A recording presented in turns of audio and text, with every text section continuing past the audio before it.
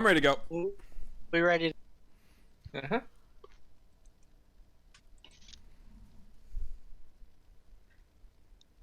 Yo! Streaming! Dreaming! HB streaming! Dreaming! Don't give it up, dude, now streaming! Dreaming! Give it up, give it up, give it up, Give it yo! up! Give it up! Give it up! Here's how the story Yo! goes. We find out in anime that's online. There's no doubt the critic whose eye is on it. He'll sing, I'll be king of the fandom. I'm gonna be king. Yayo, yayo. Oh, his name is Media. That's Media. He's going to stream his podcast. He's very balanced. How does that happen? Yo ho ho. He uses context. Yayo, yayo. His name's not Howard. He's just a gun guy, dude. What the heck? Not nice all the time. Robert's doing that listing thing. Sock is punning. Coop is soldiering. Yayo, yayo. Oh. Let's talk about RWBY. It's the name of the anime that's online. Yayo, yayo. Let's talk about RWBY.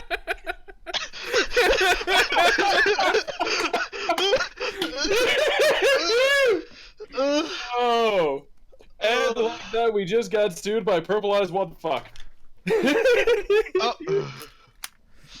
I love it. Life isn't worth living anymore, guys. It's been kind to me, but I think it's time I take my bow out. That would be wise. Yeah. Someone edit in a gun effect. Dang. Well, Oh, well, that landed perfectly on the pillow. Damn. Thanks. I'm high powered and I'm the moderator, and already this stream has gone off the rails, and it's over. The volume is done, and now begins the wait. I will be posting links to the Discord in the chat. If you do a super donation or super chat or whatever the fuck it's called, you can derail our conversation at any time. Send us money. You can even interrupt me. Yes. I know That's possible? I know. Yeah. Well, for money it is apparently. Yeah. Speaking of which, So I'll hand it off to Dude. speaking of which, I'm Dude. What the heck? And this episode was so boring, I have nothing to say right now. Oh, wow. So I guess it's me. Yep. I'm Ryan McNeil of Celtic Phoenix Productions. I'm one of the people mostly trying to fix RWBY from the outside in. You know my Fixing RWBY series, literally called Fixing RWBY. Google it, you'll see it. Been doing reactions for RWBY this year and Genlock as well on my channel and Fatman Falling's channel. We do them consecutively. So check us out there. You'll know it when you find it. All right, next person, I guess. Yep, and man, I don't have anything to top media, so yeah. I'm Robert, and yeah, looking forward to this podcast. Again, it took me. Oh man, I spent a long time coming up with that. Because I wanted to do a One Piece reference just because I just released a One Piece video yesterday. Check that out, by the way. It was a good one. Wow. And How rude, Media. You just cut off Sock. Yeah. Oh. Sock and Stars, technically not really. Top 10 anime betrayals. Yeah, every time he interrupts Sock. It's not as bad as Tom interrupting. Sorry, Tom interrupting Brit. That's it. Yeah. And a flip too. You know, I had a pun and everything. I just after that intro, I'm just gonna go play Kingdom Hearts 3. Screw this podcast. When you walk away, our discussion fades away. Please, Osaki, don't go. All right, you got me. God, I do not have the range for that song. Neither do I. I don't have the range, and I don't have the ability. I'm tone deaf as fuck. So I play let's drums. Just say that Kingdom Hearts is in my stock drawer, and I'm the master of the shooting star keyblade, and I'm stock repair. Nice. I don't know where I find my code for my GameStop exclusive Keyblade. I don't know if they gave it to me or not. I will have to check. It's stuck under a Kingdom Hearts 3 themed Funko Pop that you I have had to to say buy. I didn't even know they. Oh. I didn't even realize Kingdom Hearts 3 came out. I was way too excited about Resident Evil 2 remake. I have been so. I'm just so glad that it like. On one hand, I'm pissed that Kingdom Hearts came out in different days between Japan and internationally. But on the other hand, when I learned that, it also meant I could play Resident Evil 2 over the weekend and binge all through that, so I could actually get a review out in time. Yeah. The review hasn't materialized yet, but I'm getting there. I was along for the ride for that one, and I hope I provided color commentary. Oh, you did. That was fucking awesome. Anyway. Oh man. The Super Bowl's this weekend. Genesis for Melee is this weekend. It's gonna be. We got a lot. The RWBY finale aired this last weekend. Genlock. Genlock started. Overwatch League starts up again in a couple weeks. Does What's anyone going care on? about that anymore? I do. Overwatch League's actually. I watch it because it's a lot like they actually do a decent job of making it like a sports league. The problem is that they fuck up the meta every time by their really shitty patches and adding crowd control characters, which is retarded when you're supposed to be playing. Unless there is an announcer going, "Go!"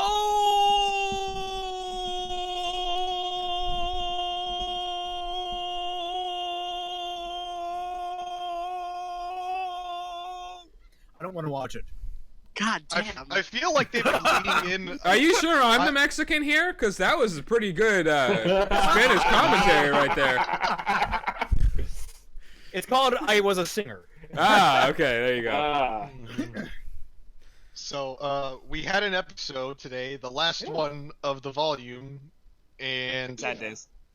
I will say this initially before we get started. This finale was too safe and too predictable. If I have to sum it up in a sentence with a comma. And High Power's already been called gay by the chat. Yeah. That was fast. No, you. Honestly, I could have probably gone for longer with that entire goal thing, but the thing is, like, I felt the drool. I felt the drool coming from my lips. And I'm like, I don't want to start drooling. No, you go for it, okay? You go for it anyway. These are my good sweatpants, damn it! It's my company friggin' vest. I don't want to get drool on. I like how you sound like WoW Krendor. It's like, these are my good sweatpants. Like, These are my good sweatpants. what kind of people have good sweatpants? Like, you and Krendor are like... The people that appreciate good quality comfort and care. I was listening to Cox and Krendor all day when I went to the gym and when I went out and when I was driving, I listened to Cox and Krendor. So Do you want to know what's that was good fresh comfort? on my mind. So these running shorts have a spandex inner layer. Oh. So I could not be wearing underwear right now, and y'all would never know. And it's extremely Well, comfortable. considering you just flashed it at us, I'm hoping you are. I mean, I'm wearing a fucking bathrobe for crying out loud. I'm in full comfort mode. Are you kidding me? No, I'm just no. I think we're all comfortable. have pajama pants underneath. The big thing for me this episode. There they are. There we go. Yeah. High Powered, you said it was too safe and too predictable. Yeah. In my humble opinion. I want to counter that by saying I would rather have it be too safe and too predictable than be whatever the fuck Volume 5 was. That's a good That point. Which is a fair Yeah. point. True. That's a And good Because point. yeah. or even Volume 4, which was up until this season, this volume, gold standard for RWBY volumes. Yeah. So, like Volume 4's ending was literally complete Deus Ex Machina. Everything that happened in this episode happened for a reason. Yeah. It wasn't necessarily a good reason, but there wasn't some guy in an airship coming out of nowhere saying, "Hey, we saw the smoke from somewhere, and the smoke from the Grim you killed like 5 minutes ago that totally didn't produce enough smoke to see from the." It didn't Just as a friendly reminder, Team RWBY was saved by the Forest Service at the end of Volume 5. At the end of Volume 4. And this time they were saved by A blue naked genie lady. kind of. And a girl with magic eyes. I love that. Also by Cordovan, but yeah. I don't know. Yeah, I did like that. I thought that was clever. I'm just not sure if it belonged here. I don't know, we'll talk about that, but yeah. There's so many things I like and so many things I don't like about this episode. But Yeah. I will say, on the whole, see, because us here on the podcast, we're kind of in the minority as far as like the scope of critics go, in that we all here really liked the new Clavi fight. I did. I know you did. I did. Power did. I definitely did. I like what it represented, and I did not like. I mean, however, first of all, Renora. So I will always love that fight because Renora. That's right. Bias. Yeah. So I, however, did not like RWBY's speech, and I was actually talking to Vex about this a couple days ago, where we had a conversation about like Volume 4's finale versus Volume 6 finale, and I was like, Volume the new Clavi fight I felt was more satisfying than the fight in this finale, but at the same time there wasn't a 15-minute long speech that RWBY didn't earn that literally put me to sleep twice, woke me up, and was like, oh my gosh, she's still fucking talking. Yeah. That's true. Oh, I mean, I liked the general idea of RWBY's speech and what they were going for. I think it's kind of cool, and I feel like in a lot of ways it was a nice way of kind of summing up a lot of what, like, you could kind of look back on Volume 4 as a whole and see where a lot of what RWBY was saying was coming from. But yeah, it was too damn long. So way too long. That's what annoyed me about it. I got more of a more. I don't know, I kind of liked it. I didn't have an issue with it. But we need to talk about. We're here to talk about Volume 6, not Volume 4. Yeah, and as for like where I think this volume, I don't know, like where this finale lands compared to the others, I'm leaning towards I think this may be the second best finale, which isn't exactly saying a whole lot. Yeah, that's one of the things RWBY is the show's worst at. Because, like, obviously it was better than Volume 5's finale. Obviously it was better than Volume 2's finale. Probably better than Volume 1's. Volume 1's was actually... It had its nice moments, but it also... I really hated the Volume 1 finale. No, Volume 1's finale was trash. I think. There were some things that I liked about it, but there were also a lot of really big missed opportunities that dragged it down. So yeah, and so my big question was like, okay, second or was this like the second or third? And yeah, I'm leaning towards second, better than Volume 4 finale. If I might chip in on that. Sure. The reason why Volume 1's finale was so garbage was because the structure of Volume 1 was so garbage. Yes, like, that's for fair. Example, I mean, we look at it structurally. I don't change at all, really. The plot beats of the Volume 1 finale in my Fixing RWBY series.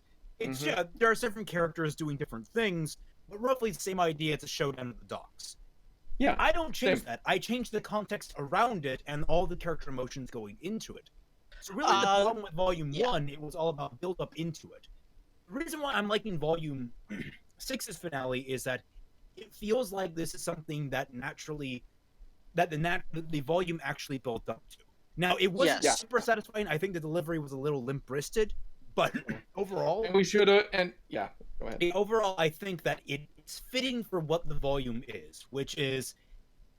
It's not great, but it's solid enough that it's a base you can work from. That's kind of how I see this volume. It's them getting back to roots and figuring out how to actually write an action series, and then actually pulling it off.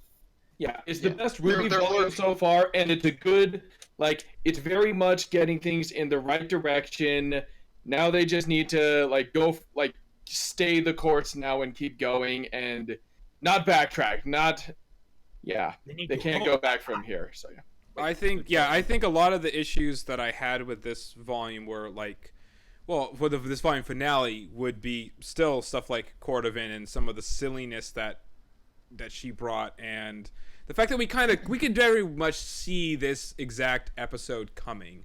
It was very safe and predictable, which I agree though with Celtic that this is way better than the mess of Volume 5 and the surprise. Hey, look, we predicted it was going to be a happy ending. Yes, we predicted exactly. No, we predicted exactly this. We said it's going to be Cordovan's there's going to be a big Grim. They're going to fight it. They're going to win. RWBY's going to use Silver Eyes. That's like 3 things already. Cordovan's going to forgive them, and she's going to let them go to Atlas. And then they're going to get to Atlas exactly at the end. That's exactly what happened. Argus isn't that important. Argus isn't that important. Yeah, that's okay. Yeah, volume. What are you? volume What are six you is- saying? It's is not good. important. There are lesbians there. Damn it! Confirmed lesbian. I said, all right. How can it not be important? The thing is, I stand corrected. I stand corrected. No, I mean, there's a lesbian in Haven right now too. Her name's Celia, but I'm not going to hate on this. I didn't love this volume finale. I thought it was kind of boring. My biggest complaint was the two biggest complaints was I didn't like the use of Jin personally, and I did not like the 2D slides that were thrown in. That was even worse. The 2D slides really bothered me. But even same. with that, on second watching it, both of those things bothered me less than the first time. And I'm not going to hate on this because overall as a volume, this was a very solid volume.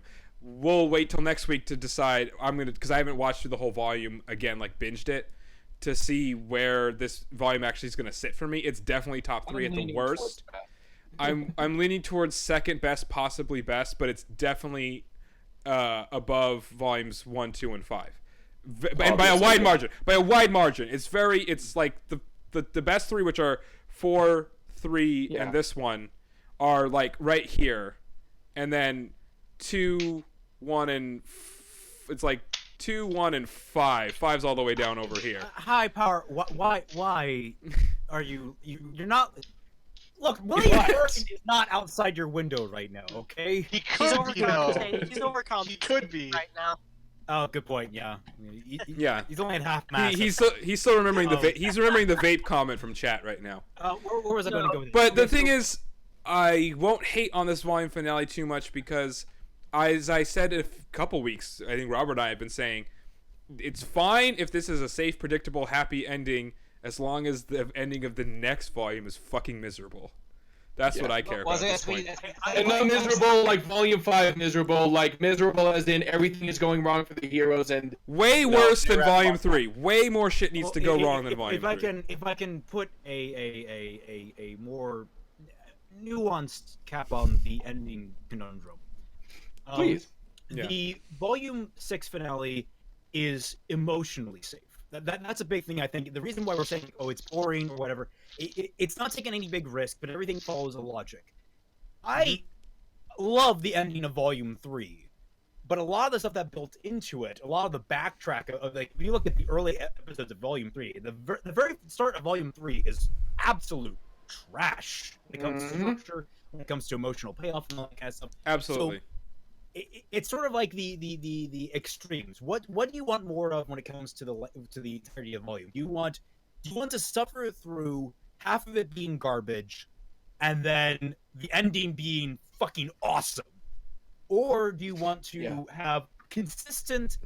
It's pretty good all throughout, and be kind of like, yeah, that was an alright ending.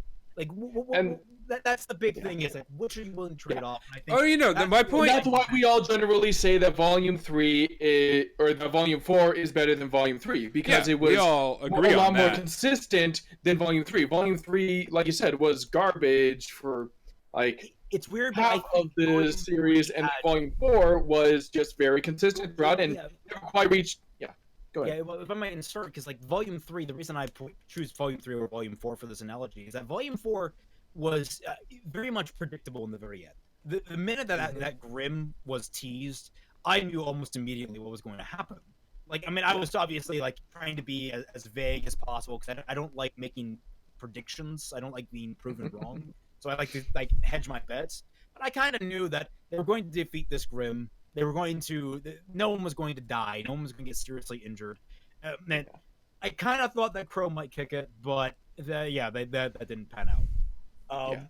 Emotionally, though, Volume 3 had a lot of stakes, and they delivered on those stakes by cooking one of them to cinders. Look how many puns I fit in there. I like to call it incinerated. That's all I got. Steak, cooked, cinder. But so the idea is we had character death, we had a major falling, we had a lot of these different distractions. So emotionally, it was a massive high. Even if it was technically a downer, it was a massive high for the audience to watch all these disastrous things happen.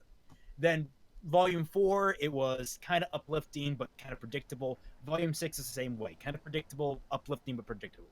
So it's like, and so the next volume, I can already see the pattern, is probably going to end with something very like a negative event happening. I'm guessing maybe the fall of Atlas, or maybe like Weiss getting kidnapped by her father or something like that. Mhm. I'm not entirely sure. It's too early, not enough data. But yeah. Well, just to explain like why I'm saying that, Celtic Phoenix is because I mean you weren't here for the last few weeks of podcast, obviously. I'm not saying I want the same thing as Volume 3. The reason I just compared it to Volume 3 is that, and Robert can speak for himself too, because we're both kind of on a similar page here, I think, Robert. When we're, at least from my point of view, is that we need more, basically we need more bad shit to happen to the heroes at this point. My favorite part about this episode is the fact that they tease that shit's not good in Atlas, because I want it to be a downer of a volume overall. Technically we had 2 volumes that were supposed to be very triumphant, 3 actually in a row that were relatively all positive and not much bad anything happened. And I think at this point we just need, not saying repeat Volume 3, I'm saying way more miserable than Volume 3. I need a lot more bad shit to happen. If you weren't here, what we said, like what I said I want, I think Robert is mostly on the same page as this, is like RWBY gets captured by Salem, they kill Ironwood, and Jacques takes over. Nora reveals she's pregnant, and that completely fucks. How are they going to deal with that shit?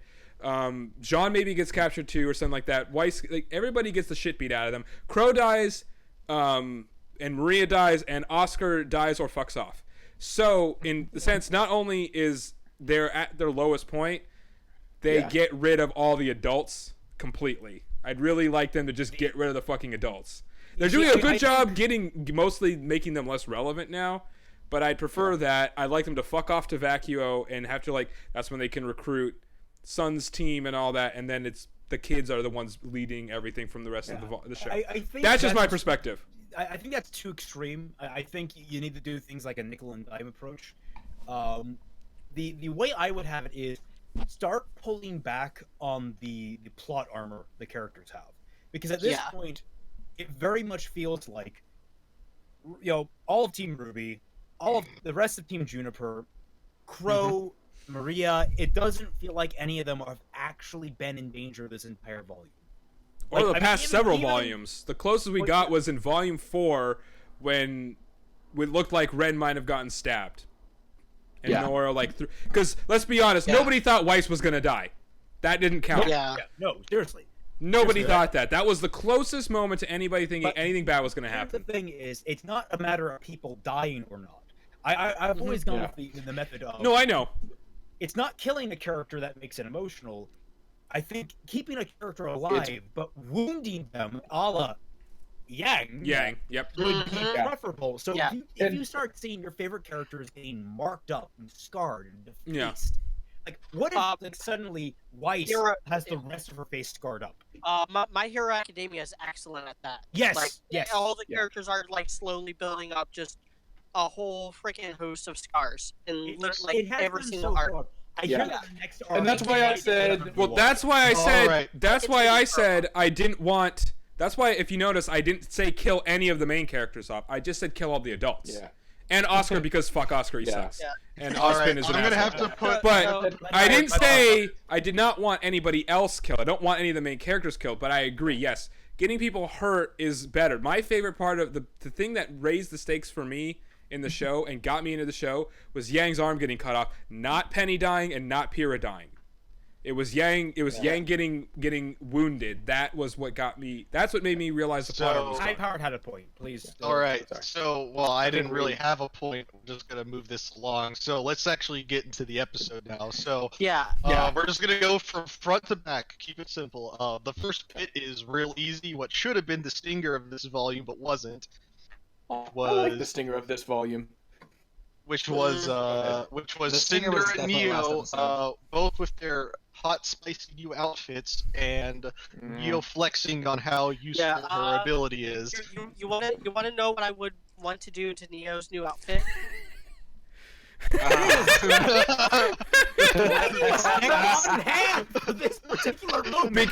Celtic Phoenix, because neckwear. That's why. I bought these just because of that. Yes. I just paid $3 at Aldi's getting Nutter Butters for a gag. Also, I Nice. love. So- Also, I actually love Nutterbuck. I mean, she does have neckwear in media. You could have a gag. So I want to pose Oh this my God. question to everyone.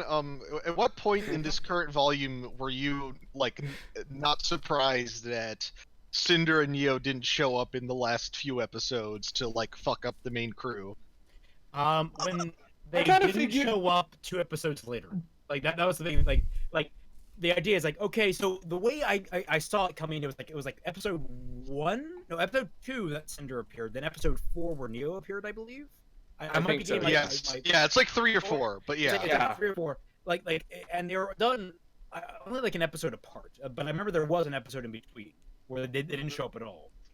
But the idea that but then like 2 episodes later, I was like, all right, so they're gonna go do this whole kind of staggering thing where every 2 episodes they're gonna show up, and then every 2 episodes pass, and I'm like, yeah, no, they're not showing up till the end of the volume, are they? Yeah. Especially For when me, they it hit was August. what. Yeah, for me it was when it was also in episode 4 where Little Miss Malachite says, hey, they're 2 weeks ahead of you and stuff like that. That was the point where I was like, oh wow, they might not even run into them this volume. So like that was the point for me where I was, and like then when Well, I said when that. Jean's already comes up with the plan for them to go and steal an airship and stuff like that, I was all like, okay, so things are picking up. Yeah, I'm not gonna run into Neo and Cinder this volume because they're still 2 weeks behind them. So that was when it. And I said that, I thought that they were going to do this whole thing where like they were just kind of retracing RWBY's steps, which would make sense from an asset standpoint. You get to reuse the same locations over and over again. So like the Yeah. idea of them retracing steps and then having Neo and Cinder come across the farm and then maybe tie that into Neo and Roman's backstory, as they seem to be heavily hinting at. Like I'm surprised they didn't do that. Yeah. I mean, I think the fandom put a lot more emphasis on that than was probably intended. But yeah. For me, put more emphasis on it, damn it! for me it was a lot. For me it was I a am lot the later. fandom. For me, it was a lot later, honestly, because I thought that I didn't necessarily think that just because they were 2 weeks behind it mean they would catch up and vault ahead to. I didn't think they were going to show up in where are they right now? Fucking San Francisco. Argus, yeah, San Francisco. They San Fran, Tokyo. say San Francisco. Oh yeah, what's Big Hero 6? There you go. But this is more San Francisco because there's a confirmed gay couple in the San Francisco, so it's definitely San Francisco. Okay, Oof. that's true. Anyway. All right. Golden Anyway, Gate Bridge, as you pointed out on your one of your so reactions. I thought that they could vault ahead and they all would have met up in Atlas during this volume, earlier in the volume, obviously. Uh-oh. But then, Lose Celtic. Anyway, You'll connect back. I'm just gonna finish real Anyway, quick. continue. Yeah. So I thought that's what was going to happen, and then it took me until I forget exactly which episode it is, but when the big fight with the mech and everything and Adam went to a second episode in a row, then I was like, okay, this is going to end in this. It's going to end in Argus then, basically, or like they might get to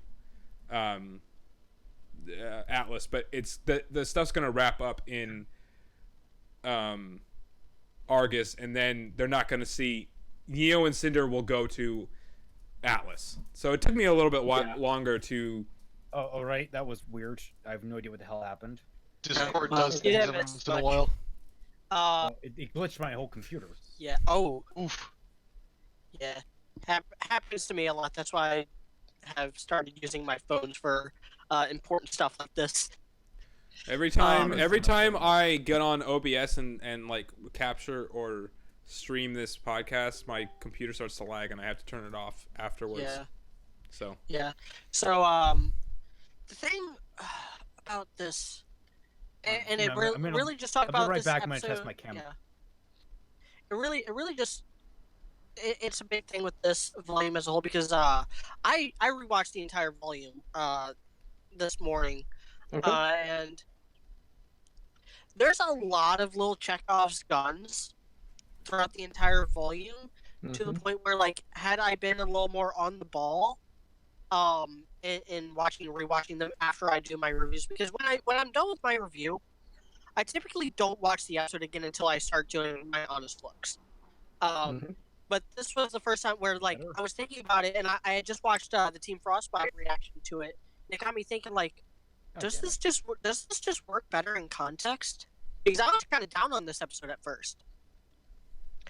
And then when I watched it in context, I was like, oh yeah, this is very much just checking off the list.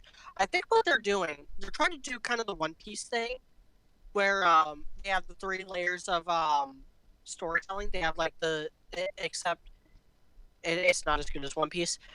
Where with this volume, they're trying to do like the episode storylines, or the like little chunks of episodes, um, or like groups of episodes, and then they're trying to do like an entire volume storyline, which is actually the simplest one. It's get from Mistral to Atlas. Um, and then they're also trying to throw in these like little tidbits and stuff for the wider narrative of RWBY, and I think that's where a lot of it kind of falls apart, because this volume feels a bit like a hack job, and I don't mean that offensively. I mean, we have evidence of them cutting scenes and cutting bits out, because there's at least one bit that was in the trailer that was not in any of these episodes. And so it makes me wonder, like, how many other like little 3-second things did they cut out? Did they cut That out? they maybe could have used. Yeah, did they cut out stuff with Adam? Because the big problem a lot of people like Vexed and myself even Insecure had with Adam was that after the first episode, he's not really mentioned again until he comes back. And yeah, I wish there would have been just one more, like, just 3 to 5 second long scene of showing him like watching Team RWBY, like watching them travel through the snow or something from a treetop, Naruto style. Like, I think that would have made the whole volume feel a little more cohesive. But instead of doing that, they show a lot of Cinder and Neo, including one scene that I thought was very superfluous. Yeah. Because it told us a lot of stuff we already knew.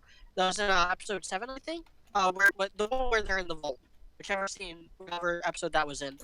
And it's setting them up to be like big bad guys for the next volume. And so like that stuff's just not really relevant to what's going on. And like, yeah, I get it. They needed to get Cinder's return out of the way, so like her appears in episode 2, and even the episode that she appeared after that was it episode 5, I think. So they had to establish, like, yeah, she's still alive, yeah, she's still going after RWBY, yeah, she's still relevant. And then they shouldn't drop that until she comes back in volume 7 in Atlas. And instead of doing those couple scenes, they should have had a little bit more Adam, building him up as the main threat, the main thematic threat. Obviously, Can we get F's in the chat for Celtic Phoenix's webcam?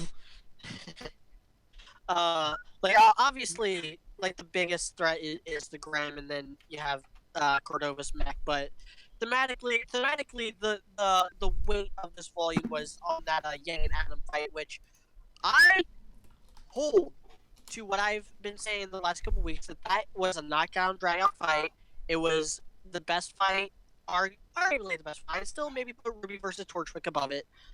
Best fight in the entire series, and I really don't care what people say otherwise. Like, I just got a comment today talking about, like, oh, you can't give the creators of the show credit for something that is in the show that they created. Like, I get tired of it.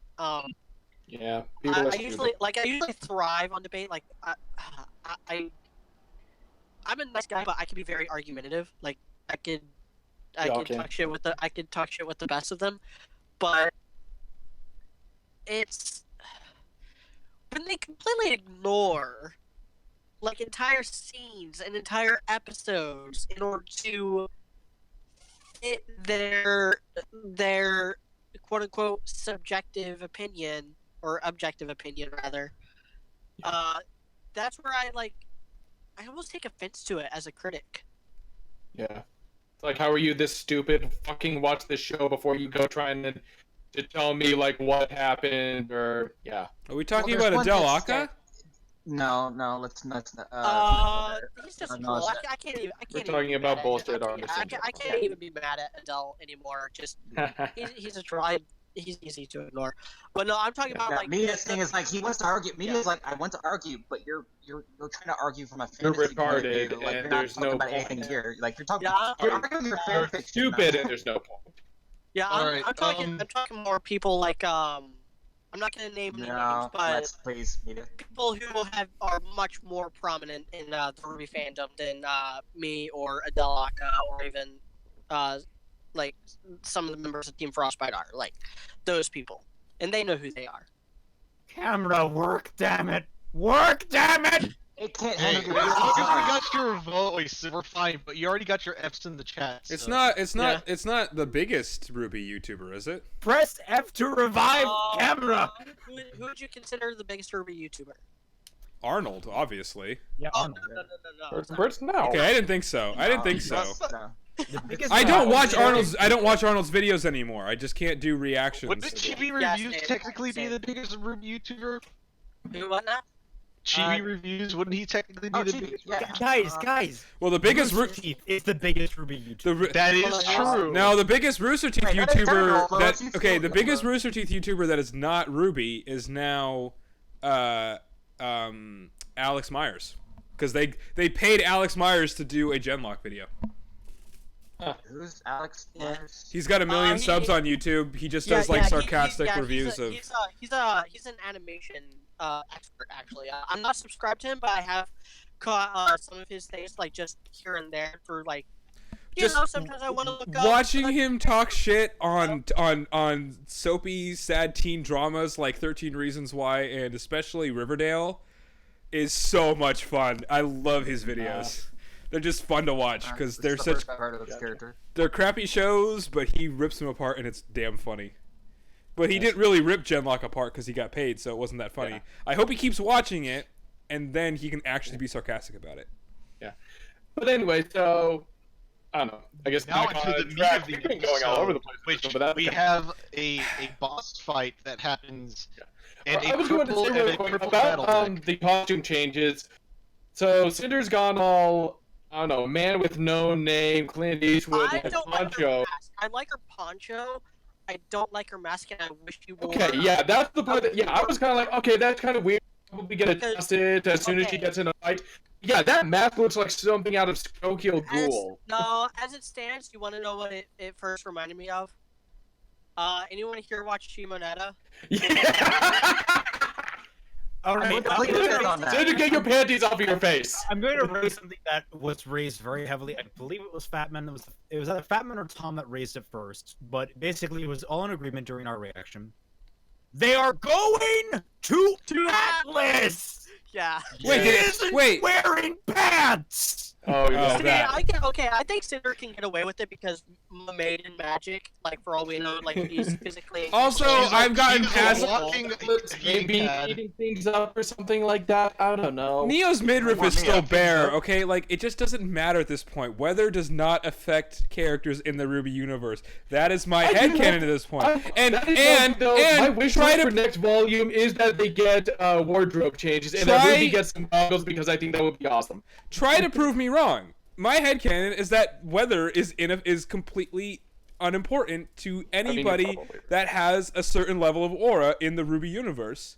Man, Al Gore Change would my be mind. uh, Where's super give me funny in the RWBY universe. give me my goddamn table with the words I on mean, it. Wise was pretty cold in episode 4, but I know I'm being sarcastic, but Wow, just like the Ice I've Queen being cold. who My- would've thought? My someone, point- Someone in the chat called Cinder a literal fire crotch. As an actual fire crotch, I take There we insult to that.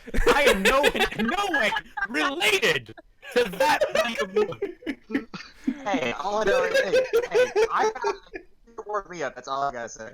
That's all I have to say. I like her like thigh high, mid thigh high, dominatrix. yeah, oh yeah, those were hot. Those are nice. I'm The- back. Okay, get back. the boots. There we Yay! go. I had to unplug and replug it, but I didn't want to go behind my computer. I'll drink to that. What you call customer service? Yeah. I mean, but here's the thing. That all pales in comparison to Neo's outfit, because I think Neo's outfit was way better. I love Neo's outfit. was on point, minus the little like arm tube sleevey thing. No, here's the thing. Other than that- They're not bad. If they were connected, they would be amazing. And when you can't tell that they're disconnected, they look great. It's just when you can tell they're disconnected, it looks dumb. The my comment on Yeah, Cinder has the thong on her face. And the hat. The and hat the doesn't hat. match, but that works. Yes, the hat. Because the hat doesn't match the rest of her outfit because the color design. But I think it worked overall because it is sentimental and it speaks for character caring about Roman's memory over how she looking looks. good. Yeah. Also, That's the one I remember, just being on Twitter was like when RWBY Chibi spoiled Volume 6, and it's like also just Neo and Roman's she's outfit. wearing a hat. Hats are awesome. I can't tell you the stuff that I say to my fiance when she wears hats. Okay, I literally can't tell you because it's even worse than the stuff that we already say on this podcast. I can't wear it over the headphone. It's like just the hat. Me neither. Dude's just like just the hat. But Hat on. Oh yeah. Now roll over. Your fiance's a dog. yeah. Oh. Hey, if he's in Canada, that's kind of legal.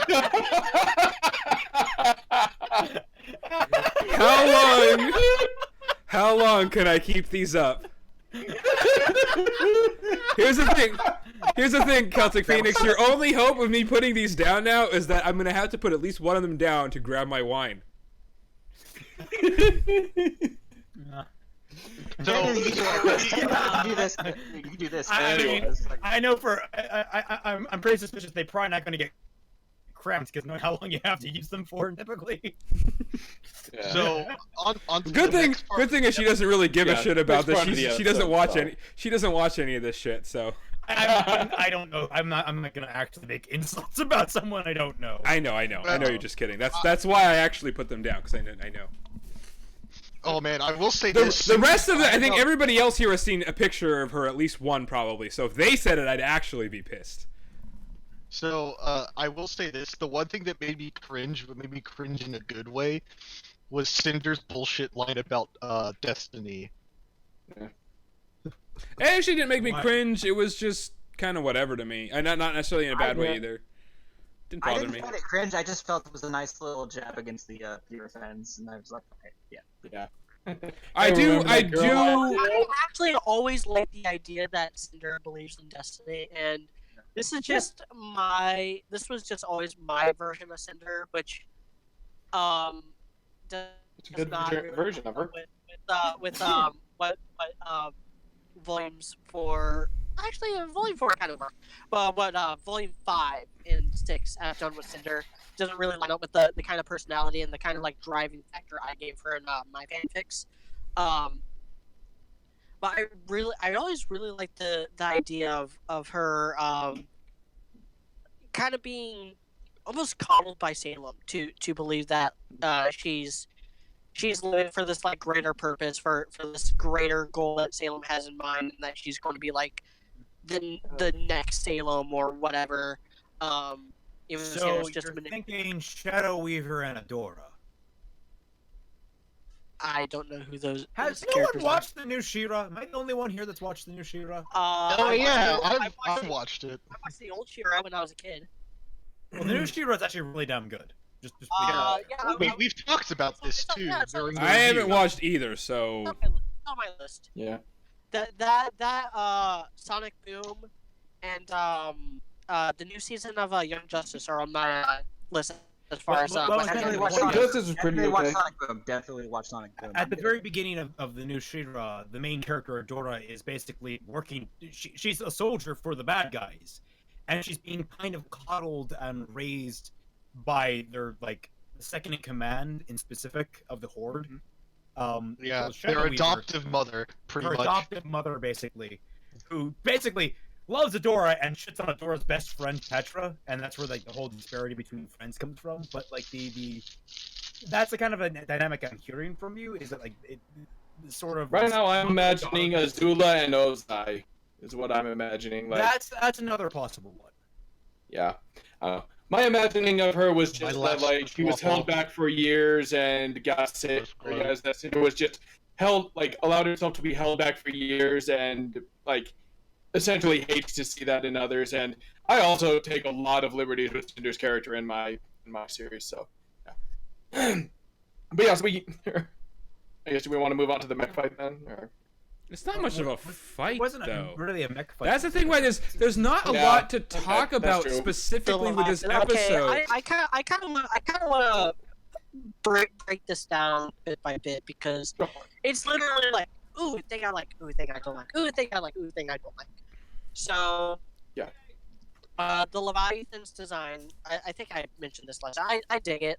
It's not quite dinosaur like enough for me because dinosaurs were more like reptilian birds. Visually rather than distinct This was Godzilla. very amphibious. Was I the only one that saw Dagon? Am I the only one that saw Dagon? No, I saw it too, kind of. Yeah. They should have called it Dagon.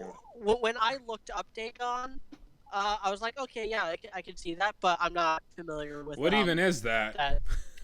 Dagon is a Lovecraftian horror from works of he was originally. He's also a religious figure, but yeah, well, he's that's every monster in Lovecraft, though. I mean, no, that's every monster in Lovecraft after Lovecraft died.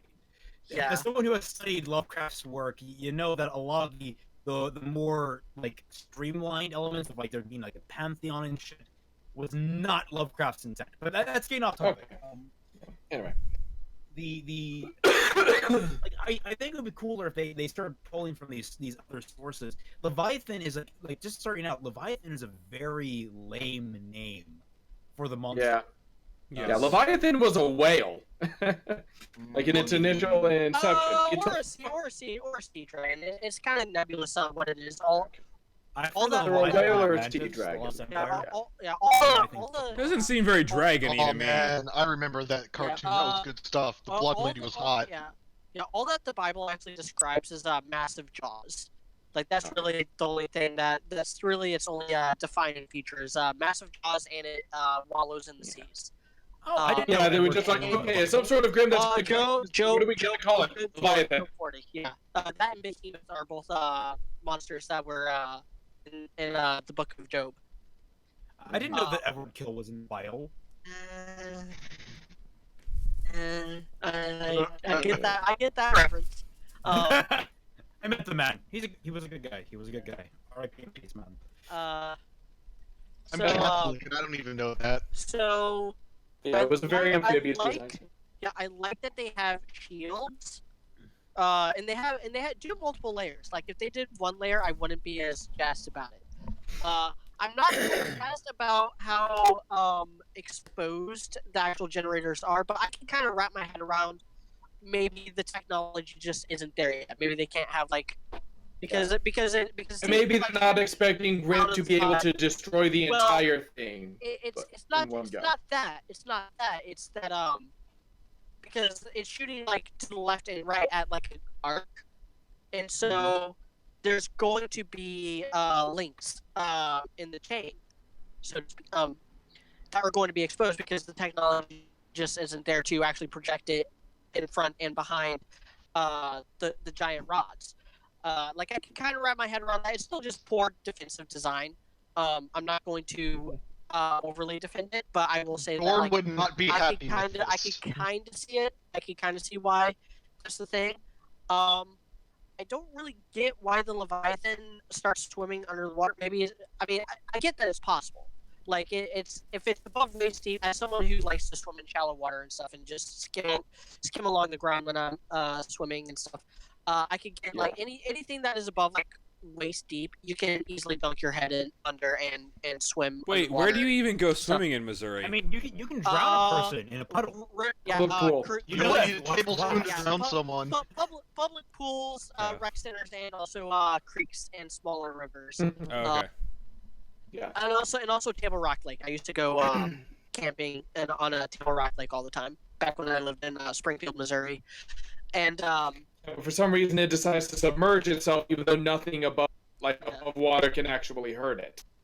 So. yeah, Well, I mean, it'll eventually hit shallow enough water to where it actually does have to come up. Let me put it this way: a bee sting, unless you're allergic, a bee sting's not going to do much to you. So Yeah. if a bunch of bees are swarming around you, wouldn't you dive under the water? Okay, that's fair. I mean, That's So fair. I stand corrected. Yeah, I like how they used Jean and Ren's semblance combo again. I'm not quite sure that they really needed to. Maybe because Yeah, it's they're like a so filler. exhausted, maybe because they're both so exhausted that like Well, John- again, they're very inconsistent with just to like. cover. They're still ship. inconsistent with power levels in this show. Yeah. And reserved. Well, again, it, like, as long as I can rationalize it, I'm not going to criticize it. it made perfect sense in the first episode or the second episode, whichever one it was when they did it the, with the, train. the first episode. Okay, when it they was the first covered, episode. like, the That entire made train. perfect sense. No complaints about that one. Yeah. This one, it's so much smaller. I don't see why Ren needed it, and then why he Yeah. specifically said that's all I've got left at the end. Because he's tired. Maybe because he's tired. Yeah, I guess you're right. Ren I has. just don't want it. I just want to see Jean like amplify some other I appreciate that pun. people's or. I mean, where's your rant about the lack of Weiss's Gigas? Oh, yeah. I'm kind of pissed about that just because I said I was going to be pissed about that. I really wanted Jean to boost Weiss's semblance and create just like freaking Jet Jaguar sized Gigas to fight the Leviathan. All right, but Yeah. like I could totally see like how this would have gone on when like he maybe suggested that at some point during their training together, and he was like, "All right, I just got to put my hand on your shoulder," and she's just like, "Don't Nope. touch me again." And then Ruby's like, but Weiss, this is my Again! baby." Yeah, that's fans. I don't want you. I don't want you to empower my syllabus because I like you or anything. Yeah. What I liked about this finale is that it combined elements that were Yeah. sewed throughout the entirety of the volume. So Yeah. we have the amplification of Ren's semblance in the first part. Yeah. We have then in the from the first the first episode, we have then the introduction of Jin slowing down time from Which was established in episode which 2. I like. That's like my favorite part. I know what you disagree with me on this, but the dude, yeah. but basically I like that because it was something that was never stated. Like no one made the reaction of "Whoa, time's slow. That's really cool and useful." No one made that comment. It was just something that we never saw, and then Ruby, because she was experienced it, thought of. I agree. And That's for not the the record, I do not think that is the. I don't think that like that counted as the third question. So I think no, Jin she still said- has- she I said hope it that didn't. They still have another question for Jin. No, I didn't hate it. I didn't love it, but I didn't. You're right to the point of like. What I liked was that Ruby at least Okay. thought of it. She didn't just. If What I- Jin well, had no, come what out, I like- if Jin had come out just on her own, then it would have been like bad. Yeah. What I liked about it is how much attention did you pay to what scenes they showed in what order? Because I I'm tried to, but I can't remember. It's been like It's a blur. I saw it it. is a bit. I It is saw a on bit of Saturday, blur. so- I'm going to be doing a lot more with that bit because I don't know if I'm going to put it in my review or just release it as its own thing. When I actually record footage for the episode and to use in my review, and future reviews and honest looks and stuff. I'm going to actually like cut that scene out and replace it with the actual footage from the series. And I sorry, I don't mean to interrupt, but I just had a thought of what they could have done to really mess. You know how this whole shipping thing over Bumblebee has been kind of getting out of hand in the fandom. yeah. I thought it would be really cool if like they really wanted to like rub salt in the wound. That if they're flashing through those memories, there's a really quick one of like Weiss like in the moonlight, a bed with Weiss's barely exposed shoulder. I don't ship White Rose, but I do think it is very adorable and cute, and I love the art. Yeah. So Yeah. I think like if they had done that, the fucking Yes. community would have just like had a blue screen of death. Oh god, yeah. They've already done I so like much. They already did so much Bumblebee this volume that I like. know. This is what I will say. Whatever I liked about Jin Zawardo was I like how she does have. She's not like she an looks automaton. she looks pissed. She looks pissed about it. She's like, She's fucking pissed, but really? she's Well, also she's entertained annoyed, at but the yeah. same I time. saw this one meme where it's that line from Aladdin. Did you wake me up? Did you bring me here? And now you're walking out on me. Or, yeah, it's like, I'm yeah. gonna finish this. Go So ahead, sir. at first, she's like cycling through some of her memories, and then she starts dwelling on negative memories. negatives? The last two memories in that first stretch are Kira dying and Penny dying. And I think the Yeah. one before And that also was Yang losing Yang her Blake. arm. Yeah, I think the one before that was the shot Weiss of, and Blake, Yang yeah, and Blake. Yang and Blake lying down, you know, Yeah. all beaten up and Yeah. stuff like that. Yeah. Yeah, that was the one before that. And then I really like that she fails at first. That's what kind of sold it for me on this time when I saw that and I saw like her failing and then having to resort to Jen to give herself more time to actually like really cycle through the memories that do actually give her strength. And then all the stuff after that are literally just the happiest moments of Team RWBY together and the relationship dynamics that she has with all the characters. And this really was RWBY's volume. Like Blake and Yang had a lot of focus throughout the entire volume, really. Well, Red and Nora didn't kiss, so it definitely wasn't their volume. Yeah. Fuck you, But, fuck you, still, Rooster Teeth. But I think on the whole, this really was a long overdue look into how Volume 3 affected RWBY as a person. Long overdue. Like, I get why they didn't do it in Volume 4, because Volume 4 they were doing so much with so many characters that RWBY got kind of put on the back burner in favor of Renora and Jean and Weiss and Blake and Yang and even Cinder, who went on her arc, and Oscar, who Renora was worth it though. Entire scene with. Yeah. So was the Weiss just, stuff. The Weiss stuff was worth it too. Yeah, so RWBY got kind of lost in the shuffle in Volume 4. There's really no excuse for Volume 5 not to address some of those things. And then Volume 6 really did. And it used the events of Volume 5 to further push RWBY into confronting those issues, you know, with stuff like the Relic, her confronting Ozpin, Ozpin retreat. Like, there's a lot of little things in the earlier episodes that come back into play in this. Ozpin retreating, which happened in episode 4, and just completely pussing out. Turns out he was watching the whole time, and actually helped Oscar with the crash landing last week.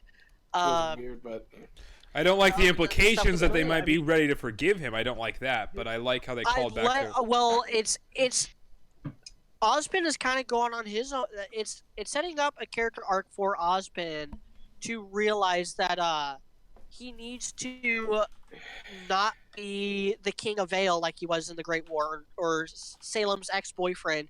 He needs to be the teacher. That's what he's best at. That's him at his best is when he's when he's doing what the kind of stuff he was doing in volumes 1 and 2. Like, that's Ozpin at his best character. The way, like, cause we're bringing up this fact that they keep bringing things forward from the past. What I've seen from this volume, and I think the biggest takeaway for me, this entirety, is that Miles and Carrie have finally learned the rule of setup and payoff. And not to mention that because they've done that very well throughout this, where they set up things early on and then pay them off at the end in interesting context. But not only that, they've also learned how to compound setup and payoff, because in the very first episode, John combining his semblance with Ren's is in itself a payoff to the setup of semblances in general, and John getting his semblance at the end of Volume 5. So it's I think this volume and this ending shows that they finally have a grasp of that very basic concept, which is one of those ones that I think they've been sorely lacking up until this point, where payoff has been so so much of Volume 1 suffered from this the most. Yes. Even more than Volume 5. All set up, no payoff. Where just shit was happening. Like, there's so many times where you just scream that Yang line. Can somebody please just tell me what the fuck is going on right now? Mhm. And Yeah. Volume Sorry. 2 suffered from Yeah. that, not so much. Volume 3 suffered from that in the first half. Volume 4 suffered from that, mostly in the Blake stuff. I Then Volume just had a 5 suffered compounding from of that my a lot. thought. Sorry, I just What? had a compounding Yeah, of my thought yeah. on the RWBY thing. Another one was like, if Weiss didn't know if Ruby was watching her, or alternatively, Ruby going through Weiss's underwear drawer, like, Ah. like if that was one of her happiest memories. I think There's that'd just be- a bunch of like Schnee Dust Company logos on it. on Shampai. It has to be Shampai. The white and blue She stripes. just like rubs her face up in. Okay, let's not get into detail. It's already sorted enough. I just man. thought it'd be funny if like you just, like slip those things under the radar. You have to make them like only like a frame. You have to make them like super quick. Yeah, not to derail this, but the Please go Lucky back, Fate please go reviewer back. Lucky Fate reviewer donated $8. He does not ask a question, but he says, I think the volume has made me realize that I might be holding RWBY to too high of a standard when it comes to writing. Miles and Carrie are no Oda or Nasu. I don't know who Nasu is, but Oda they are not. Who's I Oda? think Yeah, Nasu's the no. one that writes Fairy Tail, And or is Oda the and one? no, like I Oda's don't know. one. It's Oda kind is of No, Nasu is Fate. Nasu is Fate. I Okay, don't yeah. Fate. That writhing tentacle monster of an Mm. anime series. The one where literally I've watched. sperm, drinking, eating, or imbibing sperm of any way gets you magical power. That is a canon thing, by the way. Yep. Here's the thing. Sakura is a Yeah. literal semen demon in that series. I've I think watched- Fate has okay world building, but it's yeah. I cannot tell for sure yet. I think RWBY has to end before Miles and Carrie have more of a legacy, but I am not. Yeah. I do not think they are on a lower tier than the person who writes Fate, because Yeah, Fate no. is That's harsh words for Fate. It is. Well, it's Oh, Here's the no. thing. Fate has Okay, so many different here's the types. thing. No. Look back there. Look back there. There is Ryder from Fate Zero right there. Yeah, that's Gen Urobuchi. Oh, is that Yeah. different? Yeah, Gen I don't Gen know. Butcher is awesome. Yeah, Gen Urobuchi Yeah. is the guy that wrote Madoka Magica and Psychopaths. Like All to know that- Zero Two, right? Yeah. Or just like he an wrote like the first episode of All Now Zero. We don't talk about All Now Zero. And Well, no, Fate. Well, So- wasn't Fate Zero a light novel first though? it was a light novel written by Gen Urobuchi, so the Oh, framework okay. that the anime had to work from was already fucking solid. And the And fact then that it was only flaws in Fate Zero are by consequence of being in the already established Fate universe. I was gonna say because So- I enjoyed Fate Zero, but this other stuff I've seen of Fate is not on the same level as Fate Zero. What, you don't like Astolfo? Gosh. So- You need to Now my like brother's a huge Fate fan, Hey. and I think it's which is the one with the black hair and the one with the black hair. It's one of the three waifus that they pick because that's what Oh, Fate Rin? does. Rin. That's Rin? that's my brother's. That's Zero. It's Zero, and like two of the other spin-offs and alternate.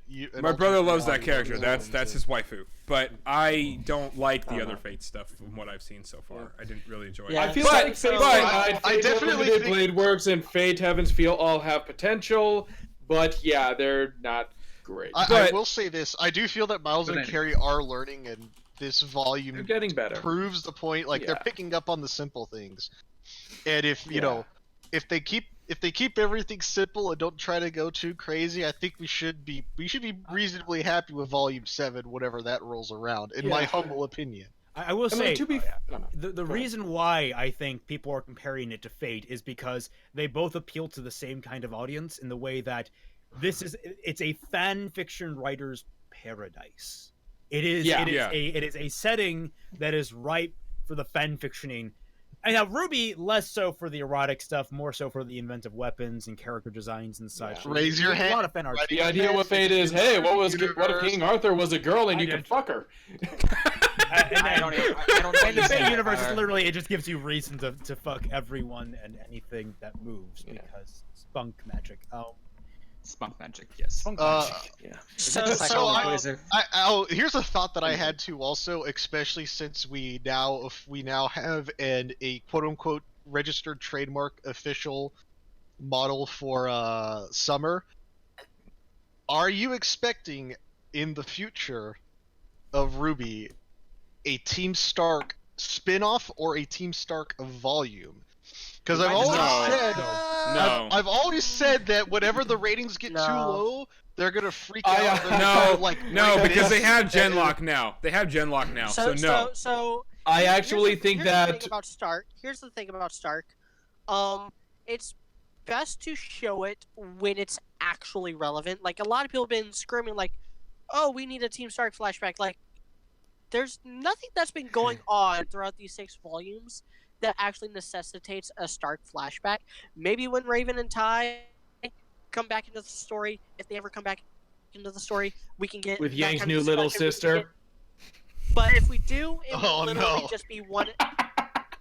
The It'll My- literally just be like in episode, like one episode, kind of like episode 3 of this volume with the. That's what I would I expect. I would agree. Like, if I they could actually do a wouldn't be whole volume- surprised if this episode, this episode that we're talking about, is the last time we ever see Summer Rose. I would be But happy with that. I would wouldn't fine be with I that. hope. surprised. I But hope if they- not, if they because do- that character model is too cute to. It is. I would but- be fine with it To be not a with her mom. not I coming got back the either. taste. I got just that little bit of cocaine, and I'm like, I'm good with this. I'd rather Ruby grow up to be an even cuter model, but my point is, if they do a flashback to Team Stark and it's an entire volume, it's going to do to me what season 8 I want to say of Red vs. Blue did. One of the later seasons of Rooster Teeth, sorry, of Red vs. Blue. Well, now it'd be the middle at that Oh, point. yeah. At this point, Yeah, middle. Well, for me, because I stopped I know. counting after that. I stopped Um, after the arc Basically, where Freelancer. Miles- one of the seasons was literally like almost all flashback to the freelancer program, and like Yeah. I saw one Season 9 episode and and season 10. I was like, no, I'm just no, like I'm Yeah. not invested at There's all. a lot. There's care. a lot. There's. That's funny because a lot of people adore those 2 seasons. I believe those are my brother's 2 I favorite mean, they adore seasons. them because they're all Monty fight scenes. So Yeah. I have a lot of. No, my brother likes it because of the nice story. things to say My brother likes it because of the story. I could have him on here. I and mean, talk I mean, about it is kind of nice. It's just, but it's like, why do we have to care about Carolina all of a Okay, sudden? That's what I always First off- thought. That's what I always thought. I didn't Yeah. think those volumes were necessary. I like the more Okay, so- traditional silliness of Red versus Blue, personally. Well, okay. I got 3 things to say about that. First off, seasons 9 and 10 were only half flashback. There were actual Yeah. present timeline plot lines as well. Yeah. 2, I have some very not nice things to say about anything past season 6 of Red versus Blue, but I will be doing those reviews in March. Oh, nice. And 3, there's a lot of inherent problems with prequels, and that's almost a subject for like its own 10-minute discussion video. Maybe Yeah. I'll probably use Star Wars as I'll this- probably this do is it as why- like a Star Wars video. This is why my rule of thumb is always know where the story starts long before you start the story. Like you should always have preempted, all right, these characters did this and that, these are the legends behind them, here's the backstory to the universe. Oh yeah, I have a whole Google Doc and spreadsheet for the 2 stories that I have planned, just like timelines going back. In yeah. one case, centuries and thousands of years, and in another case, just a couple decades, because that's just when things are more relevant. I know Celtics in his RWBY rewrite had has multiple videdos on like lore and Oh, history oh, of his if remnant if before he even anyone went if to the any first chapter. I don't think anyone here has read my RWBY fanfics. I'm sure people in the chat. I mean, some 'cause of the they're people in the chats have. Yeah, Oh. yeah, obviously. Ooh! Hey, That's a you bad- take that someone back. got kicked Hey, out no, of no, no, no, Someone's no. getting kicked out of the collar. Just no. Such an opening. I couldn't Just resist, act- like a big red button in a bus. No. Brandon, Celtic you have Phoenix. no idea. The Just X series is wonderful trash. Okay, And my you take that back. It is And my- fantastic garbage. Okay. It's some Absolutely high school awesome. DxD. It's some high school DxD level garbage. And it is Celtic. If you promptedness. haven't read this fanfic, just let me give you one line. They're all sitting in a room together, including Tai Yang, and somebody says, "Who hasn't fucked Yang yet?" And then Ren says, "It was Nora's idea."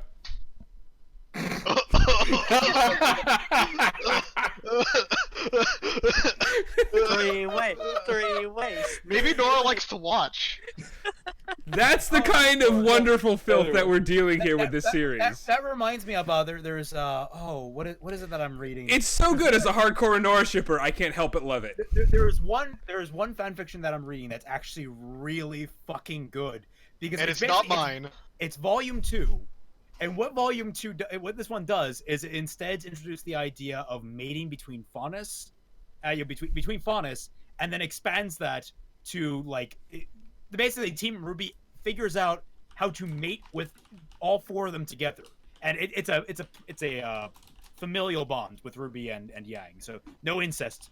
But yeah, the point I was but trying it fixes to, all of volume 2. It's that good. It actually fixes volume 2. So You might have to link me, Celtic. You might have to link me. I will try and find it. the point I was trying to arrive to is that my Ruby on fan fiction series literally has a timeline of 6,000 years, going all the way back to the creation of the world and going back to where the story is at now, which is it's in its final arc. I'm done with it after this arc. I hate it. I want it to end. He's taking Ruby's it a out back to grandparent. shoot it. Yeah. Ruby has a granddaughter right now. That's how long it's been going on, and that's how much. That's the time span that I'm dealing with for that Here you go, fan Sock. fiction series. Well, look at Life and Love, if anyone's curious. look at the Lord of the Rings series. I mean, look at what J.R.R. Tolkien did. How much I mean, he that shit. and look that how should it's- be- in 4 languages. look how smooth that transit.